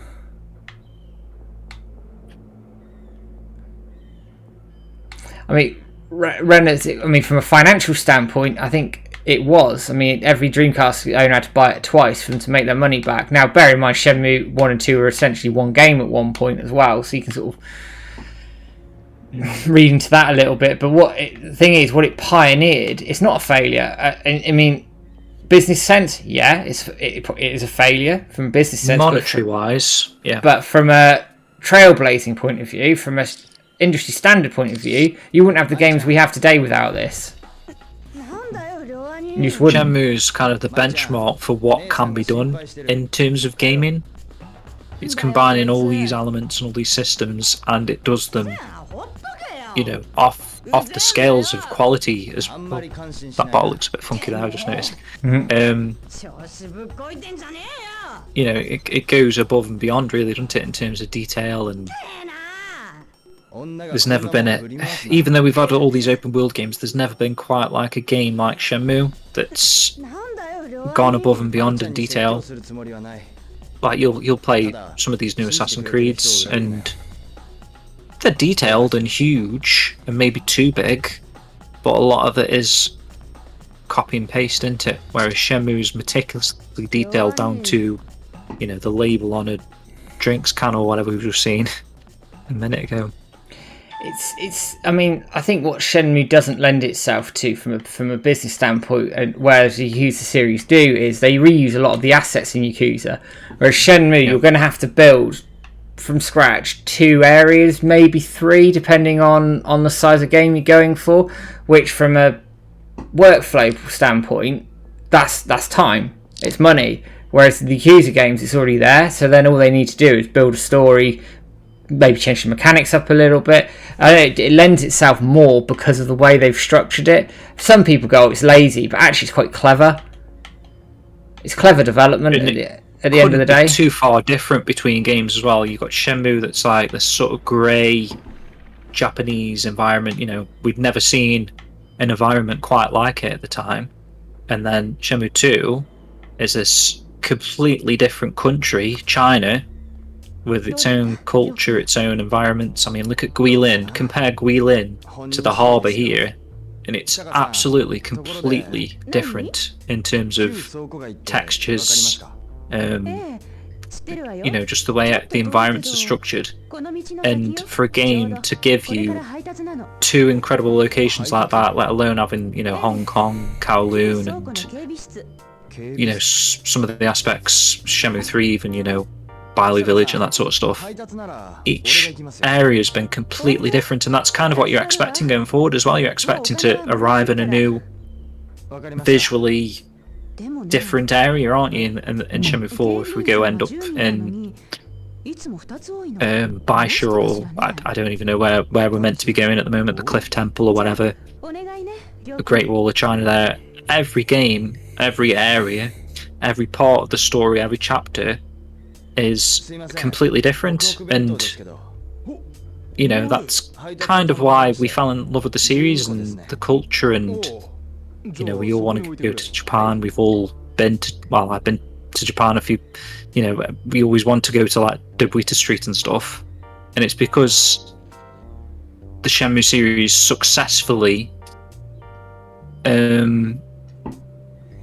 shows off these environments that you probably would never have visited before prior to playing the series. You know, I was never into Japanese culture until I played Shenmue, and then suddenly my whole life's changed and all I can think about is Japanese culture. It just shows the power of one video game in terms of a person's life moving forward, and I don't think you can say that about any other series. That's a great point for sure. Looking at the chat again, I mean, Only One Nights has got a friend who made a quote, "First one through the wall gets bloodied." It's very true. Shenmue was the first. It sort of showed what could be done, and then people ran with it. Work of art. That's a good phrase in Retro Godfather. I also really like a quote from Yu Suzuki that, like, even after Shenmue didn't quite sell enough, you count Xbox, Dreamcast, and Shenmue 1 all together, you cannot discount the assets that like were reused from Shenmue, even like small stuff or huge stuff like rigging and like 3D models and stuff. Like, outside of Shenmue, they definitely used Shenmue in other 6th gen titles. Of course they did. And he's always said that like his whole career has never been in the red. Yeah, they'd have eventually made their money back somewhere. Yeah. And that's a good point from Samian as well. Like, it was a different time period, so obviously you've got the old technology, the rotary phones, you know, just the stuff that you took for granted back in those days that are just ancient sort of things now. I mean, I know you can just hop on a bus, but seeing Rio having to hop on a bus to get to somewhere, or, you know, I'm thinking of the bus from Hong Kong to Kowloon as well, and even Kowloon, you know, it was there at the time. Kowloon's not even a place that you can go visit anymore. Just the fact that it's been built in 1987, 1986, that adds a lot of charm and character to the series as well. You know, whereas the Yakuza series, for example, is modern day, and maybe that has got its own charm and character as well, but it's too familiar, maybe. Whereas Shenmue's like when you're playing it, not only are you feeling nostalgia for the game, but you're also feeling nostalgia for the time period that it's based on. Yeah, definitely.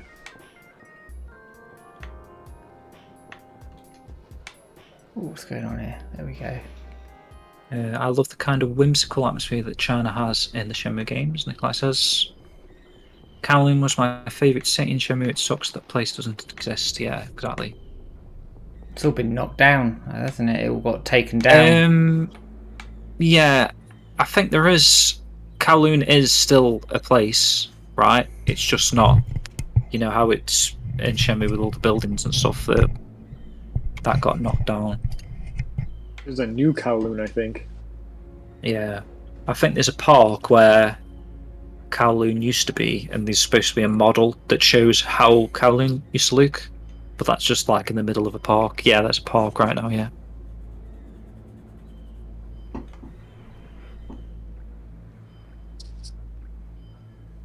I think with Shenmue, it's a game and series that you have to fully play through to fully understand why it's so special. It's so easy for people to judge it poorly on a quick play. Yeah, and we've had people in the past, like that bloody Jeff Gernstein guy, whatever, he was saying it's a forklift simulator.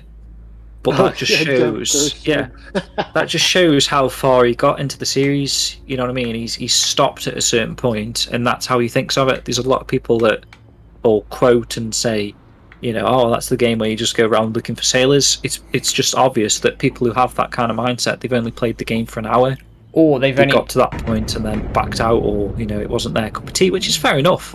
But, you know, if you do play it through completely, by the end of Shenmue 2, there's no reason for you to say it's a forklift simulator at the end of Shenmue 2. If you've reached the end of Shenmue 2, I think your opinion would change on the series. And I think that's part of the problem, isn't it? I don't think a lot of the people that... there are some fair criticisms. Shenmue Cross is a slow game. It's a slow burn. It always has been. But most people don't get beyond the first game. And actually, the second game takes what the first does as a foundation, builds on it, gives you some better quality life changes, like the weight function, etc., and gives you a hell of a story. And it's a shame, actually, that people, I think, judge Shenmue, the franchise, by Shenmue 1. And it's not necessarily fair, because I think there's much more to it. It's a strange one, isn't it? Because normally people think of... Or normally people would try a sequel to a game to see if they've improved on the original, but with Shenmue it feels like people didn't try the sequel because they didn't enjoy the first one. And I don't really know why that is the thing. I think that's probably why they were trying to sell Shenmue 2, say on the Xbox, with Shenmue the 1, the movie.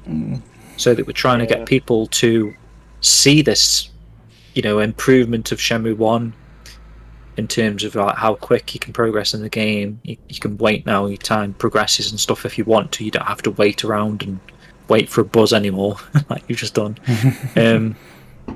And you can catch up on the story with the movie kind of thing. So I can understand the marketing plan from that kind of aspect, but it still didn't work. Still, people didn't give it a chance for some reason. It's funny. Richard, nice. He's already listened to the Kitchen Brothers interview. He says, like the Kitchen Brothers said in their interview with Matt, Kowloon had a dirty sort of look. Recreating a place like that in the form of a game I still consider unparalleled in detail. I mean, there's no other that I'm aware of, unless there's like a, you know, perhaps a documentary on YouTube about Kowloon, but there's no other type of media that represents Kowloon in such a fashion. Which is like a history piece in its own right, really. It's true. It's like a museum on a disc for Kowloon. I wonder if people that lived in Kowloon back in the day have played the Kowloon of the Shenmue 2 and... Oh, shit. It takes them back to that dark era. That's true, yeah. I do know what you're on about. Kowloon VR game. Right. Oh shit, I have to play that game. Is that the game, I think? There is one that's... I remember it. I don't think it ever got a disc, which is why I've never played it. And there's also... I think there's a game on the Saturn called Kowloon something. Oh yeah, isn't that like an FMV game? Yeah. So I take back everything I've just said, but Howling's Gate VR. Okay.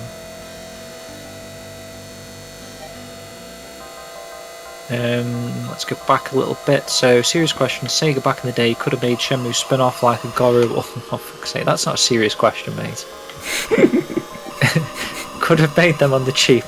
Like a Goro spin-off. Are you having a laugh, Renners?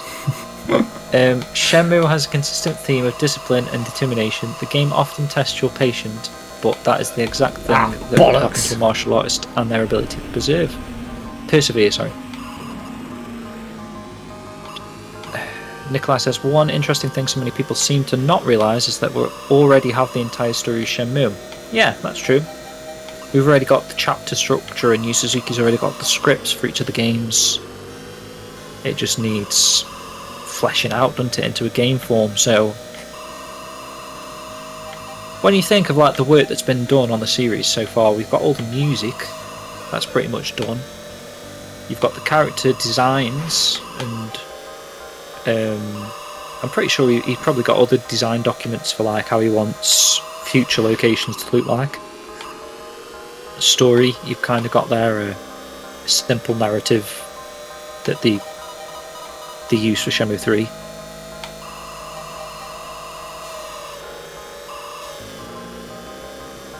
Maybe it just comes down to Yu Suzuki. Do you think like he's just so demanding with what he wants to put in the game when he's working on it?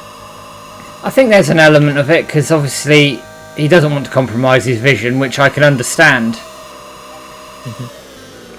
But I think there has like I say, to as he's working on it, he starts coming up with other ideas and stuff, and then goes off on, you know, kind of tangents and stuff, possibly to. And like he was on about at one point. Remember when he was on about the snail? Oh yeah, snail races. You like place your bet. Yeah. If you had the time and money, that would have been in Shenmue 3, do you know what I mean? That would have been so fucking awesome. Place your bet, come back the next day. Wake up, yeah. Place your bet on a snail, let it come back later in the day and it's like gone half the track.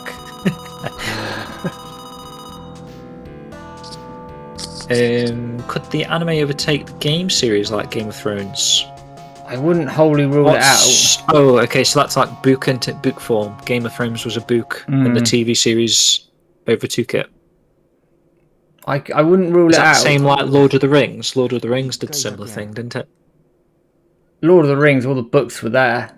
Even The Hobbit and everything was all there. They just split The Hobbit into 3 films, which was a bit weird. Because that was nowhere a 3-film book, no chance. I think Yakuza 1 and 2 was 15 million, but that's a wild guess. Combined. And you speak about the music for Shenmue as a whole. We get in the LP sets, etc., from Limited Run, and a little bit of a spoiler alert. I spoke to Josh from Limited Run on Friday because he's my next interview. Yeah. And it's in editing at the moment.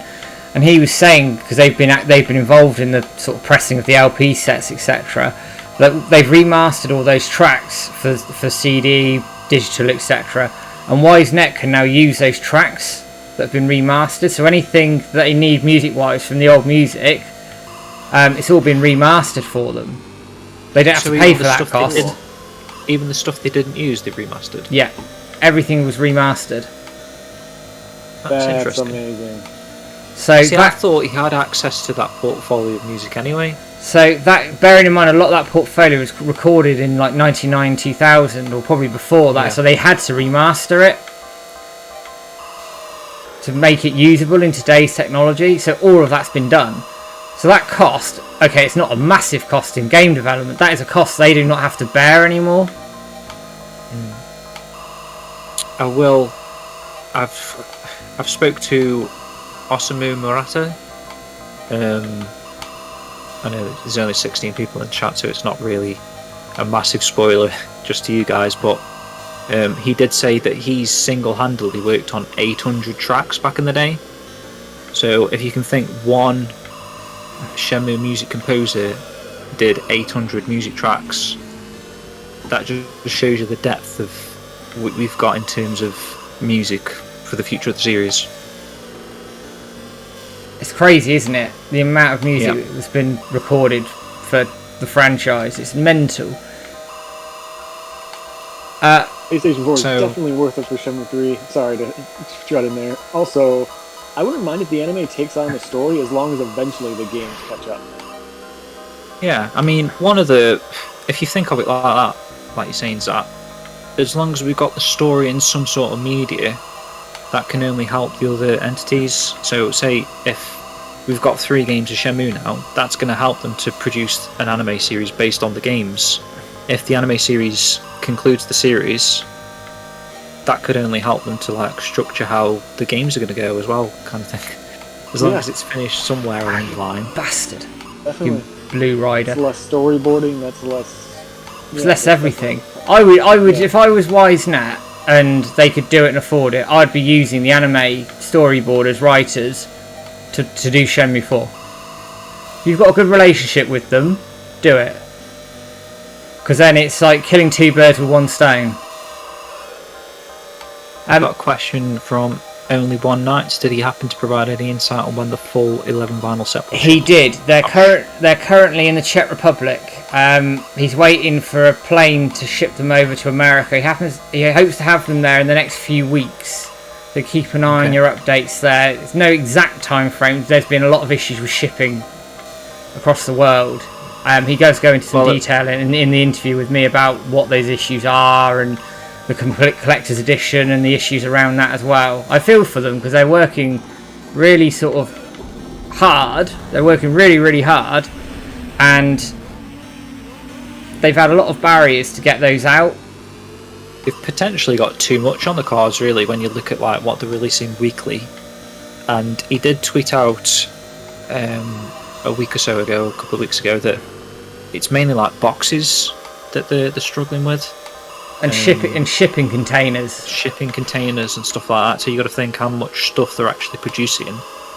And there's been a shortage of a lot of these things during COVID period and that sort of stuff. And that you're seeing that all over the board, really. Like even with fuel in bloody UK, all that was a bit stupid. But you're seeing like these things where suddenly a demand for something completely throws everything. You know, because they're not producing to those demands all of a sudden. You bastard. You get what I'm trying to say. Sorry, this is a good little run we're having here. Final finish this, man. Final I stage. saw you get the G. Yeah, there's no way I was making that without it. I think I'm... Maybe it's just like not concentrating. You're like talking and playing. I think I'm too far back though in terms of my time. Because I took a few hits, sort of a way round. Well, you'd be getting the certificate here if you do this, won't you? This last stage isn't as long as the others, right? No, I feel like I've seen Peter. I'm nearly there. I'll catch up on the chat after Matt's done this because this could be. No, it's not going to happen. I'm too far back. But I'm just on the last corner there. Fucking hell! But I took too many hits on the first and second stage and it just screwed me. Oh. That's a shame, the farthest mate. I've ever seen, I think. I think I've seen Peter. I think Peter completed it back in the day on the lounge. I have completed it, but I don't think I've done it on stream. I've done Outrun as well, but again, not on stream. I've done neither. See, if it was Peter now, we'd be having another go. You've got to have another go, man. just while we're chatting away, anyway. He's definitely on the Dojo stream. Hang on, let me catch up, guys. Sorry. Did we get to this one? Still really want to see where Zimming Hong is right now. Maybe in Shenmue 4. Yeah, Zimming, we're going to see at some point. I want to see Guizhang again as well. Oh, you answered that one, Zach, didn't you? 15mm Yakuza.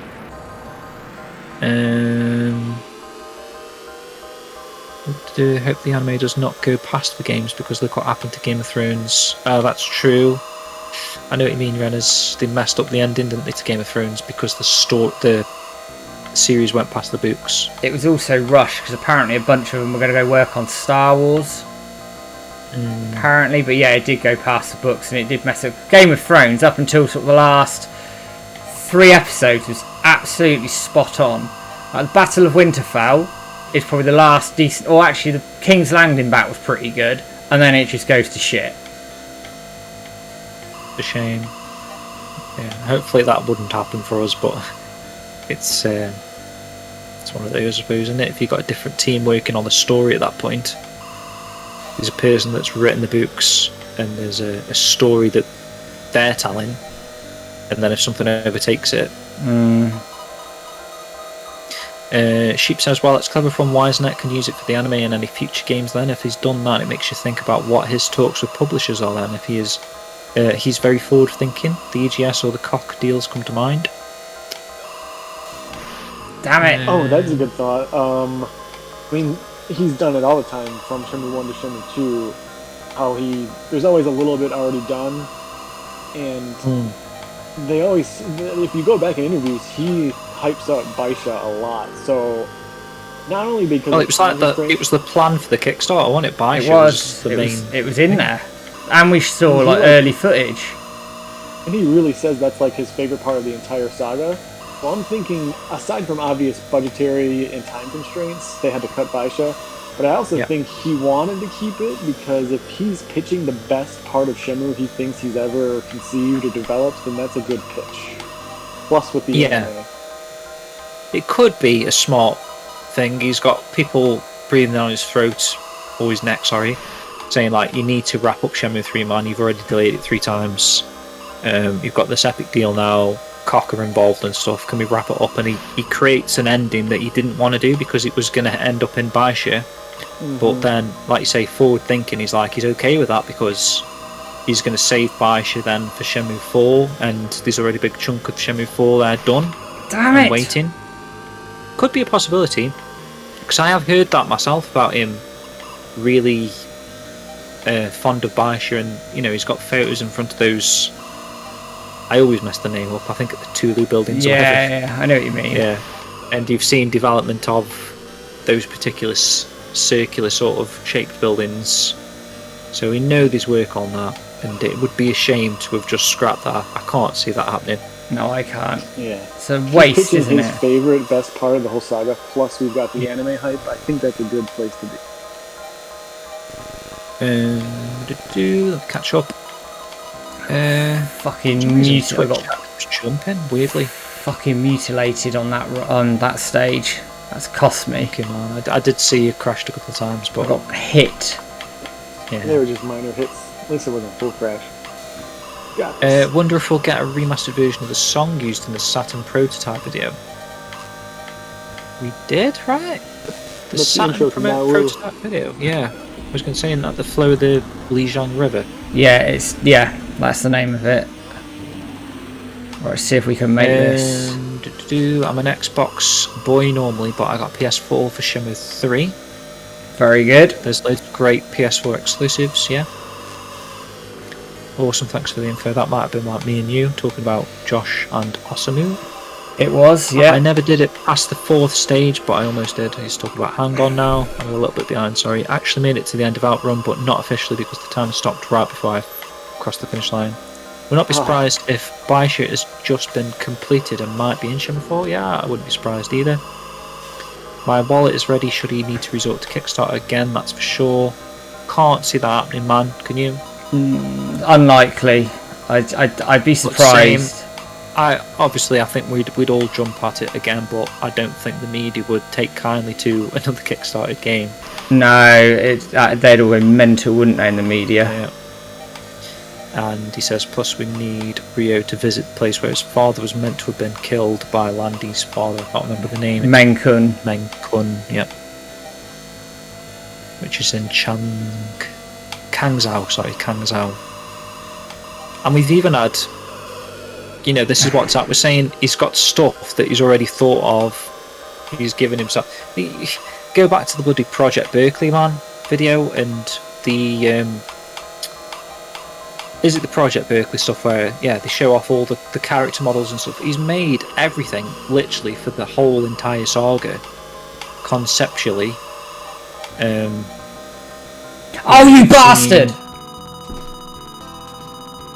Oh, Even back in the Virtua Fighter days, when it was supposed to be Virtua Fighter RPG, we've got that. There's an image of Ryo as Akira as Ryo in front of the Kangzhou station, which is where Menkun is. Mm-hmm. So you've essentially got the end of the game in a screenshot that was back in bloody Virtua Fighter RPG days. Shows you how far forward thinking he is. Yeah, and also you could also now is the this is also what's frustrating about Sega losing their patience is that now is when you can start reusing assets because Bailu Village can be reused for the remote areas in Tibet and Menkun, and then like we have now Wus, we have sort of an urban field we can use for Beijing or Shanghai if we go there. Like we can finally actually do like the Yakuza style asset recreation, recycling. I feel like. Nikolai, I heard that someone asked a guy who worked with you on Shenmue 3 at Tokyo Game Show about Shenmue 4. Apparently he's pitched the game to several investors, but they all refused. I'm not sure if it's real. No idea. It's possible. I know. I'd be surprised if Koch Media didn't have first refusal on Shenmue 4. And if they're shopping around for publishers, it would suggest to me that that they either pitched it to Koch and it was turned down, or they didn't go to them. So there's certainly one there that's, I would suggest, has probably got an element of truth to it. But that's probably even it. So, necessarily how reliable are we in Koch Media anyway, and Deep Silver and stuff, is it, if it's just one that didn't want to continue the series, it's not the end of the line, is it? We don't know, and I know Cedric and Yu Suzuki were after a bigger budget, and I've said this quite openly. I do wonder if that's prohibitive because you can reuse what you've got.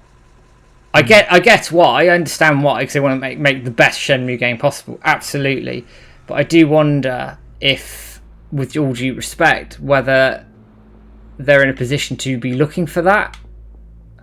How do you even come up with a total for a budget these days? I don't know. So say if they've got the Shenmue 3 engine and those assets and stuff like that, saying that they could reuse and the engines they can improve on, animations, that sort of stuff, how do you even come to a total for Shenmue 4 at that point? Because I suppose you'd know how much that stuff cost you when you were making Shenmue 3, so you could say, well, that's been done.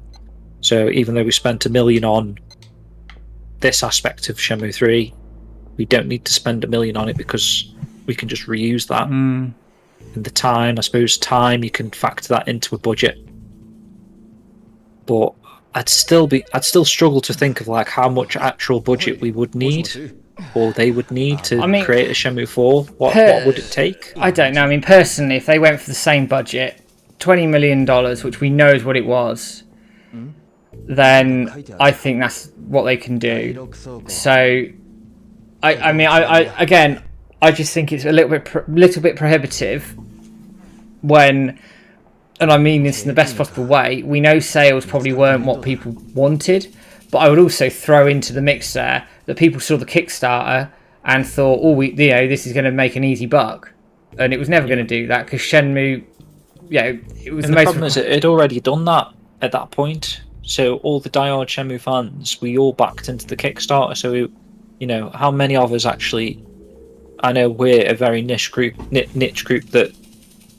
Sorry, you know what I'm saying?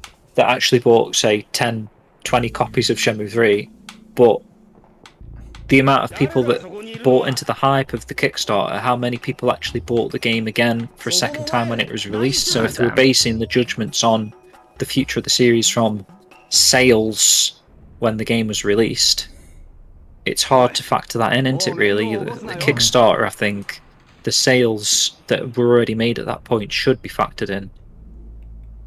Because we all essentially bought the game when we backed the Kickstarter. So if they were going for like, okay, now it's released, we need 1 million sales, or whatever Cedric said. Because I'll be honest, and I've said this quite openly, I think 1 million sales for Shenmue 3 was unrealistic.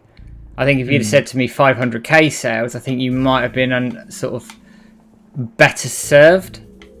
And actually, what Peter Wilson's saying is a good point. Game Pass, I personally think eventually that they should bring Shenmue 3 to Xbox, and all 3 games need to be on Gamer Pass.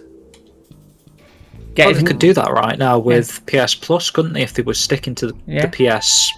Get it into as many hands, eyes as possible. Don't mess around. Just do it. Yeah. Get that market. I wonder if there is still an exclusivity deal that's stopping them from releasing it on Xbox now, or do you think they've just passed the point of not caring for the Xbox? I don't know. I think, from what Cedric told me, there was an exclusivity deal in place, and I think that was fairly long term. I don't know if it's 100% forever, but I got the impression that it probably wasn't ever going to go to Microsoft and Xbox. That was the impression I got. I'm not saying it's dead cert, but that's what I am led to believe from when I interviewed Cedric last year. And they also missed their opportunity, didn't they? Because it was being touted for it. Yeah, they approached Microsoft first. They went to Microsoft first, and they said no. And then it went to Sony, and Sony went round and did the business. Thanks, Titch. Thanks for dropping in, by the way. Here's Titch. Just got a dash. Ah, cool. Thanks for joining us again. So, yeah. Oh, sorry, so I'm going to go through some of the comments. Is Biley Village a real place? Come on, Matt. No, it's not. But it is based off of some real places in Guilin. Ezra's been to Guilin. Joe Kitchen and George Kitchen got a school over in Guilin, and actually it's quite true to life in terms of what the setting is. Bailu itself isn't real, but it's based on real places. It's the best answer to that one.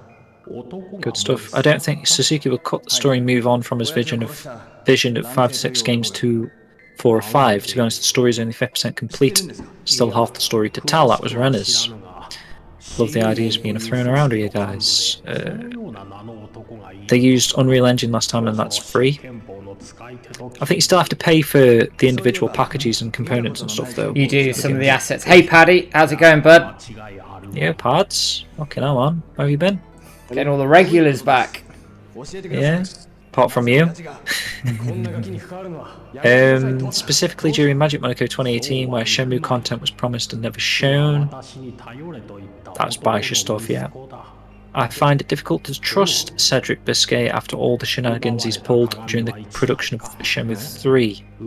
I get what you think Sammy means. I get what you say, because I think Cedric, for the best will in the world, did overhype things a little bit. But having spoken to Cedric several times, it comes from a good place, in my opinion. Yeah. He's a massive Sega fan, isn't he? So massive Sega fan. He's a massive Shenmue fan. He's a fanboy, like all of us. He's a fanboy, and I think it was coming from the right place. Hey Shiva, I haven't seen you in before. I obviously know who you are, but I haven't seen you in our streams before. Good to see you. No,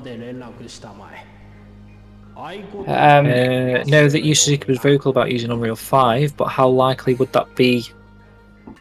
Would it be that you developed his own engine for Shenmue 4? He won't do his own engine. I think he would. He'd like stick to Unreal, right?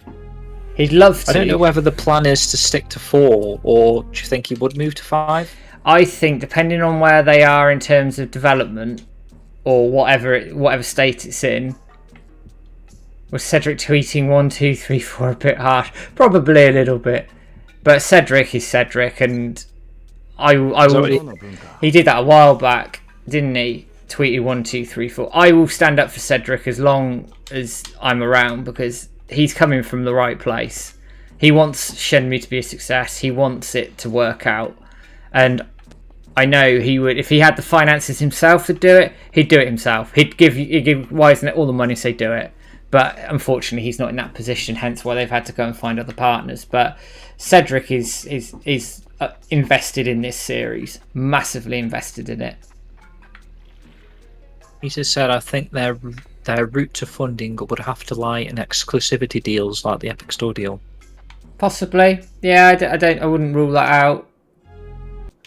Definitely wouldn't rule that out. And he also said, is Shenmue 3 absolutely 100% Sony exclusive forever, do you think? I'm 95% certain that's the case. If it's At not, what point would that end though?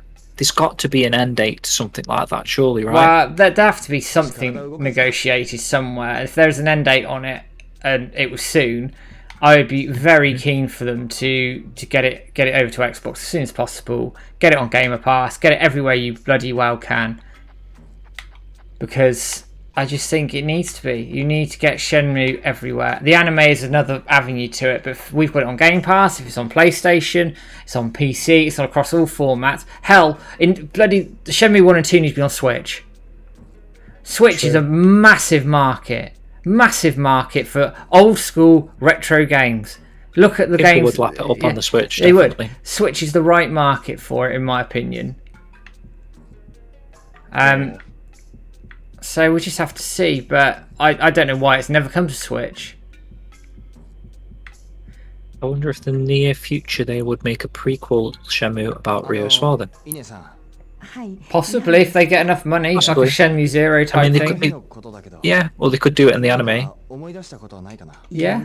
That would work in on paper it would work, because that's kind of what Yakuza did to restart the series and get new people involved in the Yakuza series. They did a Yakuza 0, so it kind of opened the door again. Instead of like this daunting thing of releasing a Yakuza 7, they've got a title that's called Yakuza 0. It's like an end point again, isn't it, for people? Yeah, all good, Paddy. How you doing, man? There was actually a real Bailu village, but it was destroyed in an earthquake in 2008, if I recall correctly. Where have you had that information from, Nikolai? I've never heard that in my life, I don't think. It's also saying that Yu Suzuki in an interview took some decision with Shenmue 3 to be ported to Xbox depends on Deep Silver. It could well do, to be fair. I don't know what deals were signed. I know that for the limited run game stuff, they had to go to Deep Silver to get that greenlit. So Did Deep Silver not publish on the Xbox though? Sure they have. Sure they have done. Because you think it would be in their best interest to release it on as many platforms as possible at that point. I know they had the Epic deal, which kept the exclusivity away from Steam for a year. But when that year passed, now it's on Steam. So you'd think they would have it in their best interest. They've got the game. I don't know how hard it is to transfer from PlayStation architecture to Xbox architecture or whatever, but if indie devs can do it, I'm pretty sure it's not that hard to get it running on an Xbox. Yeah, it's all x86 architecture. I'm oversimplifying it, but the shared architecture makes it real easy. So they should do, really. If there's an exclusivity deal and that's finished, there's no reason that a team or a company like Deep Silver, Koch Media or whatever, that not to sound harsh or anything, but they're seemingly just in it for the money, aren't they? Rather than the love of the series. Otherwise, they'd have continued. They would have allowed the pitch for Shenmue 4. We'd already hear that Deep Silver are publishing Shenmue 4 if they were in it for the series. So it's in their best interest to whack it on an Xbox and get a bit more money back, surely. Yeah, definitely. It's a funny situation. Michael Challen's asking where did all the income from Shenmue 3 sales go? Well, I imagine it'd been split between Deep Silver, Shibuya. Sega even had some, didn't they? Sega may have had some. WiseNet. I don't know if there's any other partners, but besides that, how does the Epic deal work? Do you know much about how that works? They give a chunk of money. So the Epic deal for Shenmue 3 went straight to the publisher. That went straight in the publisher's back pocket. Okay. So WiseNet didn't see a penny of that. If Shenmue 3 sells on the PS4, 5, does Epic get any money from that sale? No. Or is it only on their platform? It's only on their platform. Renault, who owns Deep Silver, it's a group called Embracer. They own THQ Nordic as well. They own quite a few companies. So they've got several publishing arms. They've got several publishing arms, and Deep Silver is one of them. But Koch Media own Deep Silver, and then it's THQ, and then it's Embracer.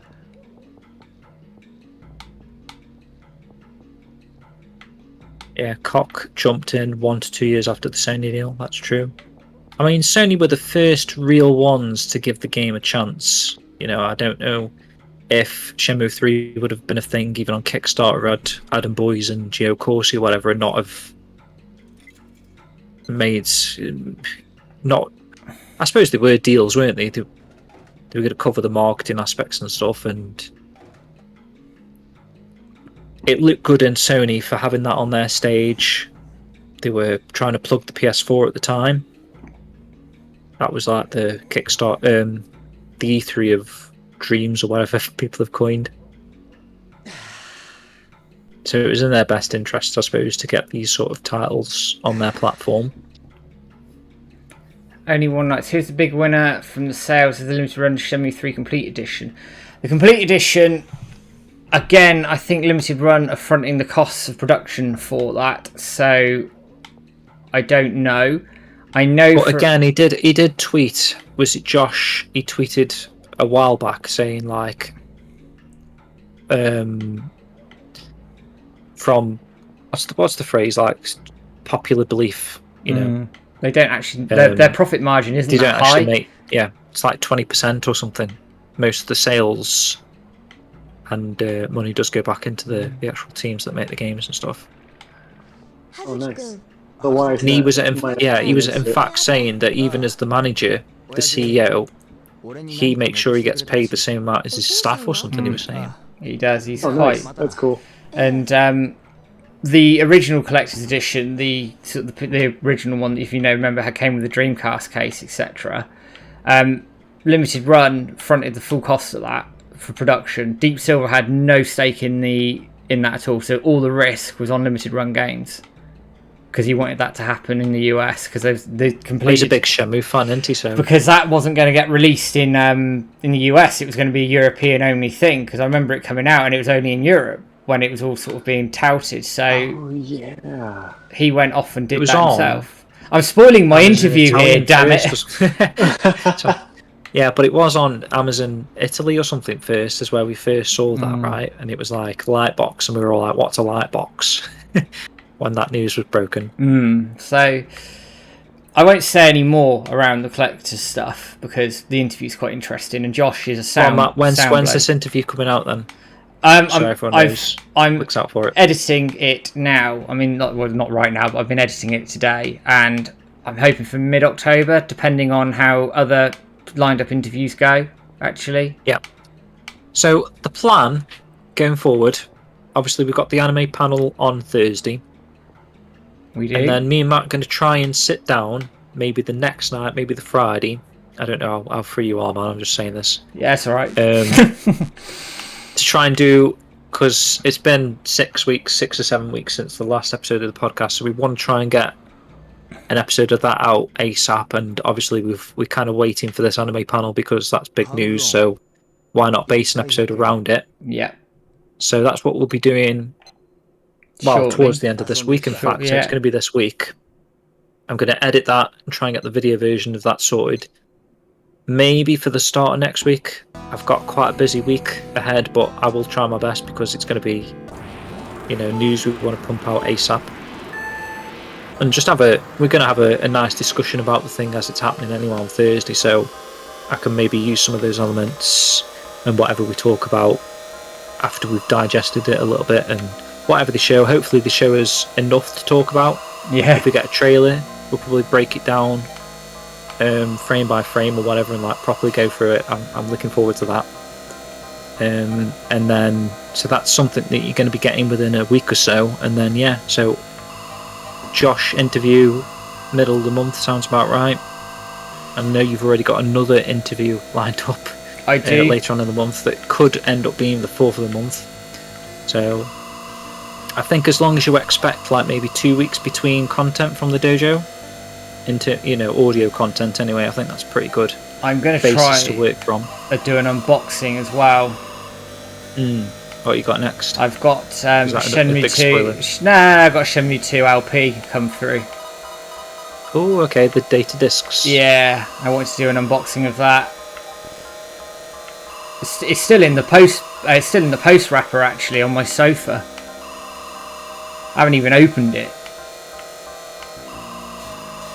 I don't know how much of this we can talk about, but I'm just looking like we've got 13 people in the chat, so do you reckon we could talk about that job interview thing? Do you know what I'm on about that? Oh yeah, It's public, isn't it? Yeah, it's public. We just public we advert. yeah, okay. Yeah, we didn't tweet about it or anything, but we do know that we won't tell anyone. Only like a week ago, maybe a few days ago, they were actually urgently requiring someone to translate the panel in Japanese, and it actually said was it 15 minutes? Yeah, of content they needed translating. So I don't know if that's a telltale sign of what we can expect there, but there's going to be 15 minutes of Japanese talking. So that's going to be Yu Suzuki probably and Chikara Sakurai, director guy probably, talking about the anime, because we know Yu Suzuki's there. So if the panel's an hour, what do you think they're going to show for the next 45 minutes? Well, they've got to show something. They're going to have to show artwork. They're going to have to show everything, aren't they? Not everyone. It's a long time to fill, though. If they only need someone to translate for 15 minutes, what's but could that 15 minutes be like a pre-recorded trailer, and then like some talking over the top of it, and then they smash into like other bits of the panel? So you think there could be like a live translator? Because what's to say as well that in that 15 minutes, say it's like a pre-recorded thing, that they could reveal the actors, they could reveal the release date, they could reveal a load of stuff, and then go into the panel. Could work that way. Just seen a few in chat. Masood and AM2 podcast, welcome. I did see that. Yo, bros. Yo, Andrew, how are you doing, man? So yeah, Peter, I mean, it's a $20 pass for the actual New York Comic Con thing, so you can watch if you're into anime, you can watch all these different anime panels, but Shenmue has its own hour panel. It does. So I mean, you buy a ticket, you can watch that, can't you? Or you can join us on Thursday and we're going to be chatting about it a little bit as it happens live. Yeah, it's Crunchyroll and Adult Swim.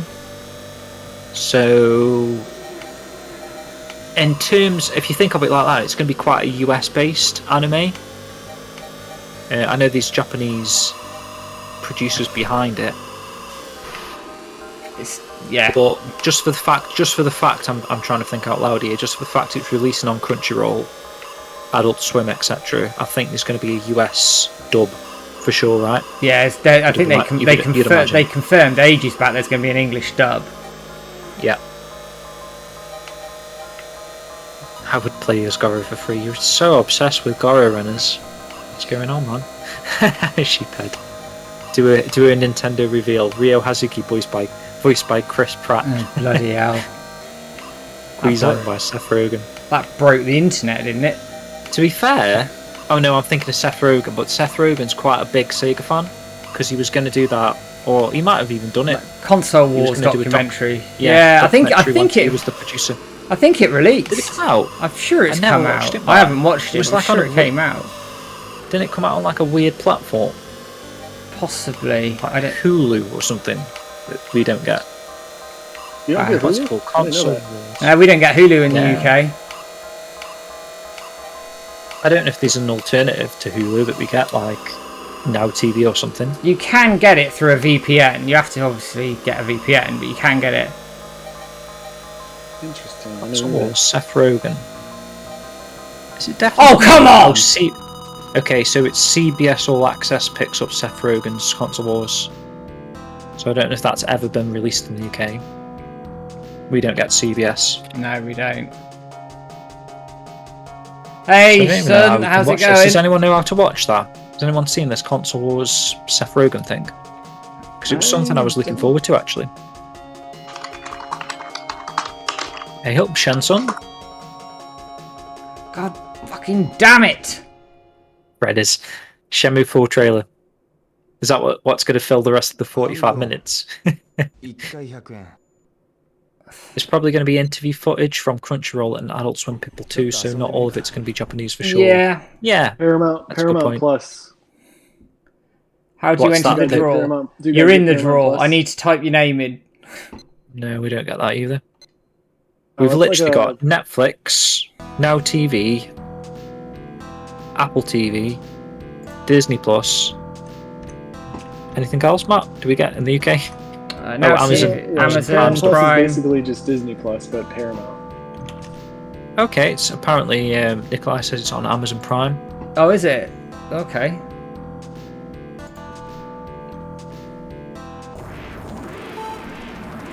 Oh, really? Okay. Samian says he thinks he watched it, but it's not what he expected.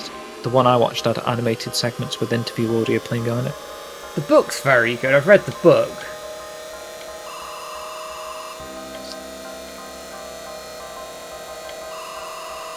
Yeah, I think Matt just said that, Andrew. You're already in the draw. Just by being here, he's added your name. To win a duck. Have you not got a duck yet, Andrew? Like I was saying at the start, you might as well get two, aren't you? One to display and one to keep in the original bath packaging. Maybe you want to play with it in the bath. Is it Numbskull USA? Do they not ship to Canada then? Because I'm sure... There is. What was it? There was a website, wasn't there? It's Numbskull USA. But I don't know if they ship to Canada or not. Yeah, but we talked about it in a podcast, didn't we? There was another website. That's poor.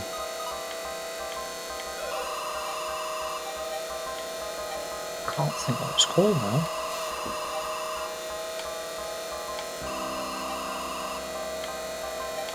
Let me have a look on.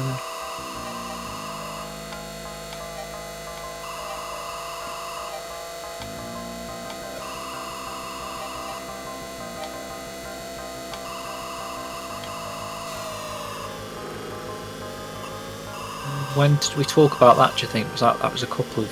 It was a while ago.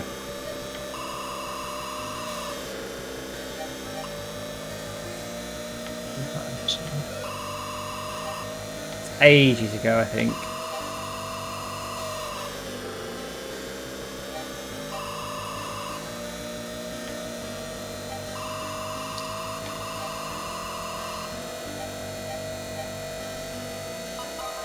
It's alright.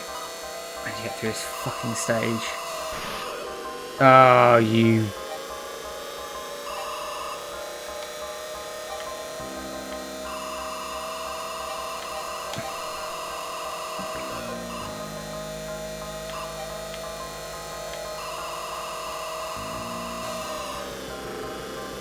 What'll happen? I'll get through this stage and then I'll miss the bloody hang on G.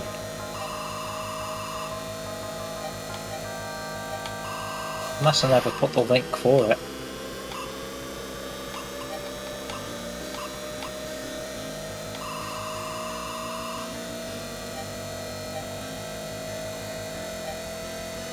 What did you say it was? I could probably just Google it. So Numbskull.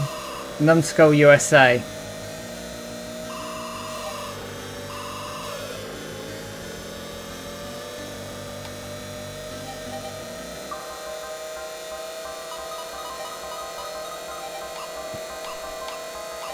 Right, here we fucking go.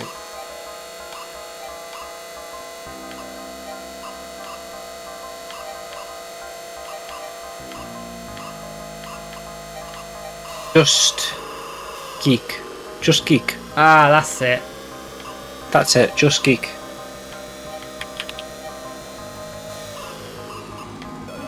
I don't know if you knew about that. Hang on. Why do I crash You're into the Canada, G? aren't you? Because it adds like 20 seconds onto my time. It's a glitch.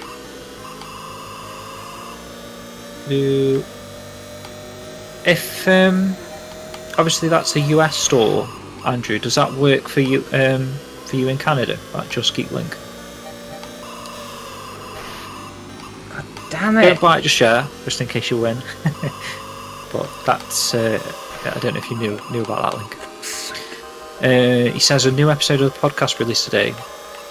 Shenmue AM2 podcast. It did. Get a link for that. hit the G spot. Oh, it's too slow. I'm going to struggle to make the end of this. Episode 71. There's a link for the Shenmue AM2 podcast if you want to check that one out. Do you reckon they'll do any more Shenmue tubs? They should do. They should do. These are a number 1 on the packaging, isn't they? So they've got to. Otherwise, what's the point in doing that? Damn it.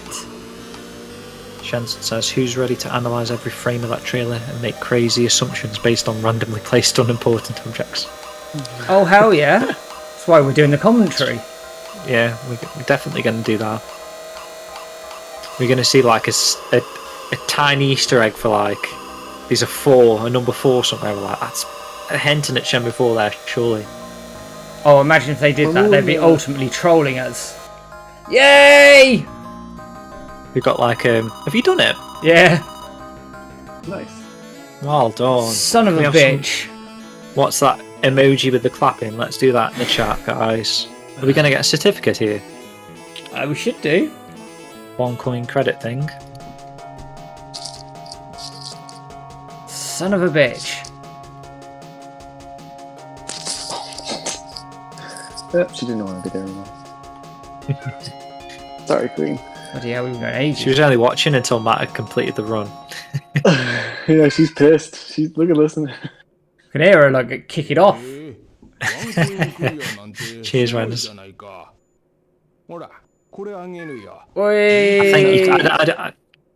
I don't think it's possible to win without that glitch, is it, Retro Godfather? That G thing? Not on this version, no. On the Dreamcast it is, because it's a slightly different track. Have a look at the certificate, man. There you go. Evidence that I can do it. Streamer2k retextured certificate.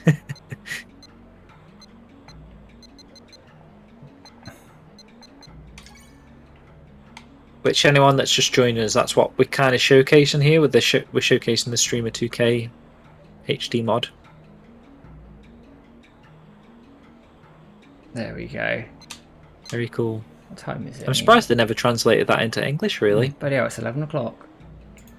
Didn't even realise the time. Is there a back? Is there a back to that one, or? Oh, let's have a look. And then I'm going to, I think, I'll round us off. Do the draw for the evening, round us off.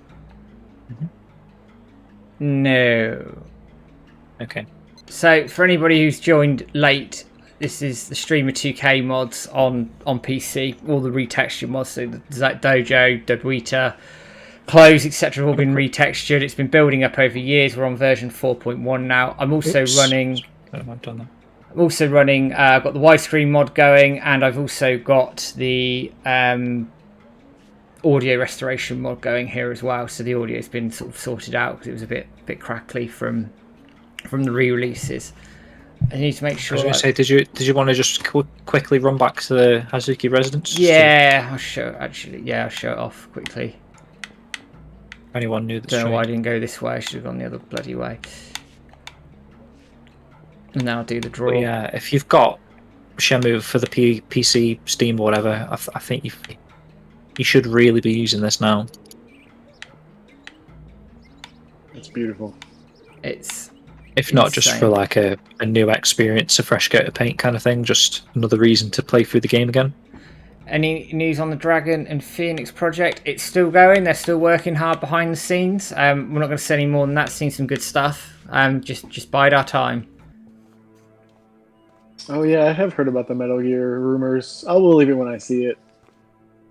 That'd be cool. I was just thinking about it a few weeks ago. Like, they need to just release the HD remaster on PS4. Like, it's stuck on PS3 and 360. There's a lot of stuff like that, though, isn't there? I was thinking they should really do like a Fatal Frame collection. They've got the 5th game coming out again for the PS4 or 5 or whatever. The perfect opportunity to bundle in 1 to 4. Love to play them again. I mean, there's nothing stopping me from doing it, but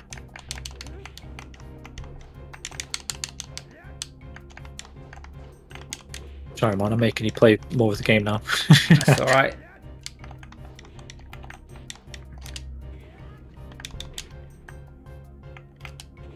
I know what you mean though. Like I can play Metal Gear Solid HD on my PS3, but Yeah. I mean, It's if it was just on something PS4, about it'd be it. so much easier. Something about it being really re-released again. It's even if it's the same game ported, it feels new again. It's a weird one. It's just convenience. I mean, there's a funny. One of the founding fathers was "Give me liberty or give me death" was a famous phrase in the States. And there's a funny punk rock bands in the '80s that named their album "Give Me Convenience or Give Me Death," and it's just convenient to have it on a newer system. Basically, having it. I can totally play the PS3 version, but if it gets re-released again on PS4, that's awesome. Yeah, for sure. And there's that element of like new people being introduced to a series that you love at the same time. Like how we kind of needed 1 and 2 to be released before 3. You know, you could play them on the Dreamcast, but there's something quite exciting about it being released and seeing people playing it for the first time. Oh hell yeah! And also that brings back to the conversation we were having earlier when we were saying release it on Xbox, release it on Game Pass, or at the very least put it on PlayStation Now and on the PlayStation Plus sales. At least if there is a Sony exclusivity that never expires, you at least got to put it on PS Now so people can stream it. Yeah, or PlayStation Plus as a download, the whole lot. Yeah. Get people involved in it. Just checking, son, actually, if the price had gone up on the Wii U thing. How much did I sell it for? I sold mine. I'm paying £5 on about. We'll have a quick look at the Hazuki Dojo. I'll do the draw, and then I'm going to pull us in for the night. I think I got 150 for it, didn't I? So. Metal Gear Solid 3 is excellent. I love Metal Gear Solid 3. Yeah, Metal Gear Solid 3 is excellent, and I mean, my whole life I've been a Cold War nerd, so I just was so hyped on that game, and it totally delivered. Hey, son, putting the Saturn away. How bloody rude. Is it? Yeah, I had to get it back Can't out. help but tidy up, can she? There you go, just an example of the retexture for the Hazuki Dojo. The most recent version 4.1 has retextured the Hazuki Dojo, the boomboxes, Fuku-san's clothes, Ine-san's clothes, and some other bits and pieces as well. It's all available on Nexus Mods, which I know James has put in the chat. Linked a couple of times, yeah. And the dojo looks amazing, doesn't it? When we were looking at the lighting coming through the window and stuff. We'll go into the dojo and then I'll do the draw and call it there. We'll finish in there, yeah. It's a good idea.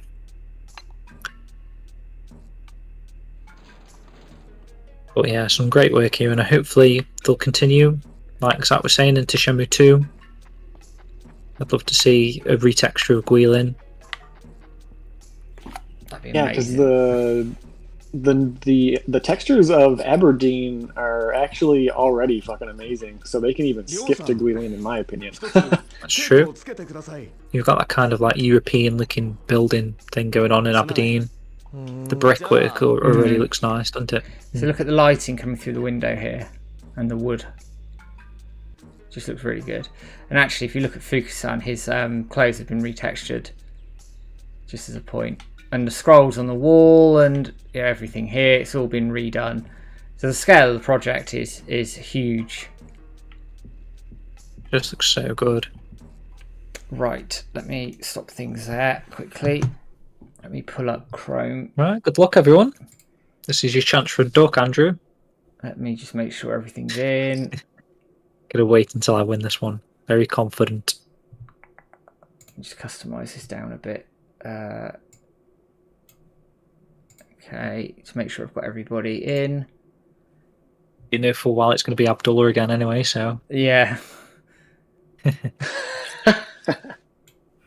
Make sure the lurkers are in as well, to make sure I haven't missed anybody, so I've got a couple to add as we go.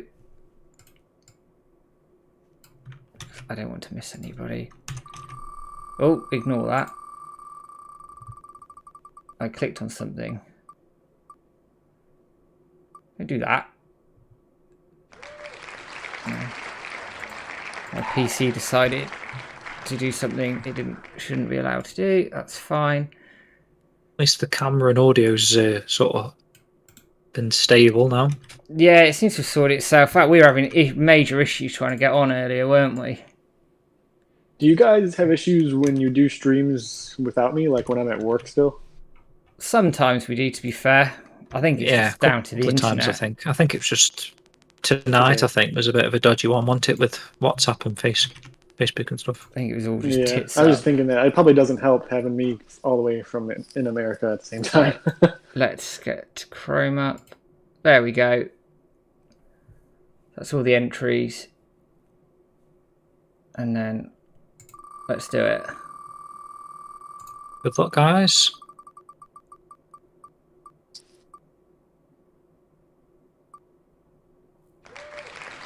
Well, Agent Ashley, who's one who was in the stream earlier. We're gonna have to hunt Ashley. They were in the stream earlier at the start. Yeah, that was like right at the start, wasn't it? Very good, very good. So, well, if you're still watching or pick us up on the VOD, drop us a message on Twitter and we'll get that shipped out to you as soon as humanly possible. If you don't come back for it, then we'll just give it away on another stream. Yeah. Simple as that. Right, everyone. I suppose you could do a second spin. Like a backup spin?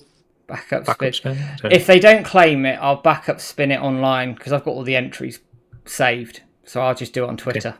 It's the easiest way to do it.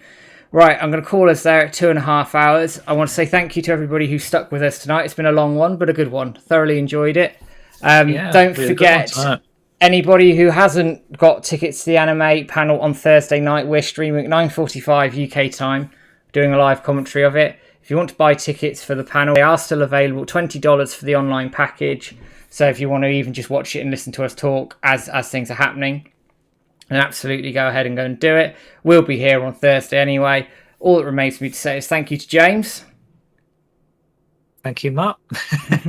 And thank you to Zat as well for joining me. Thank you. Lovely job. And then get your saxophones out. Let's end the night on a high, and we will see you all on Thursday. Take care, everyone. Take care, guys.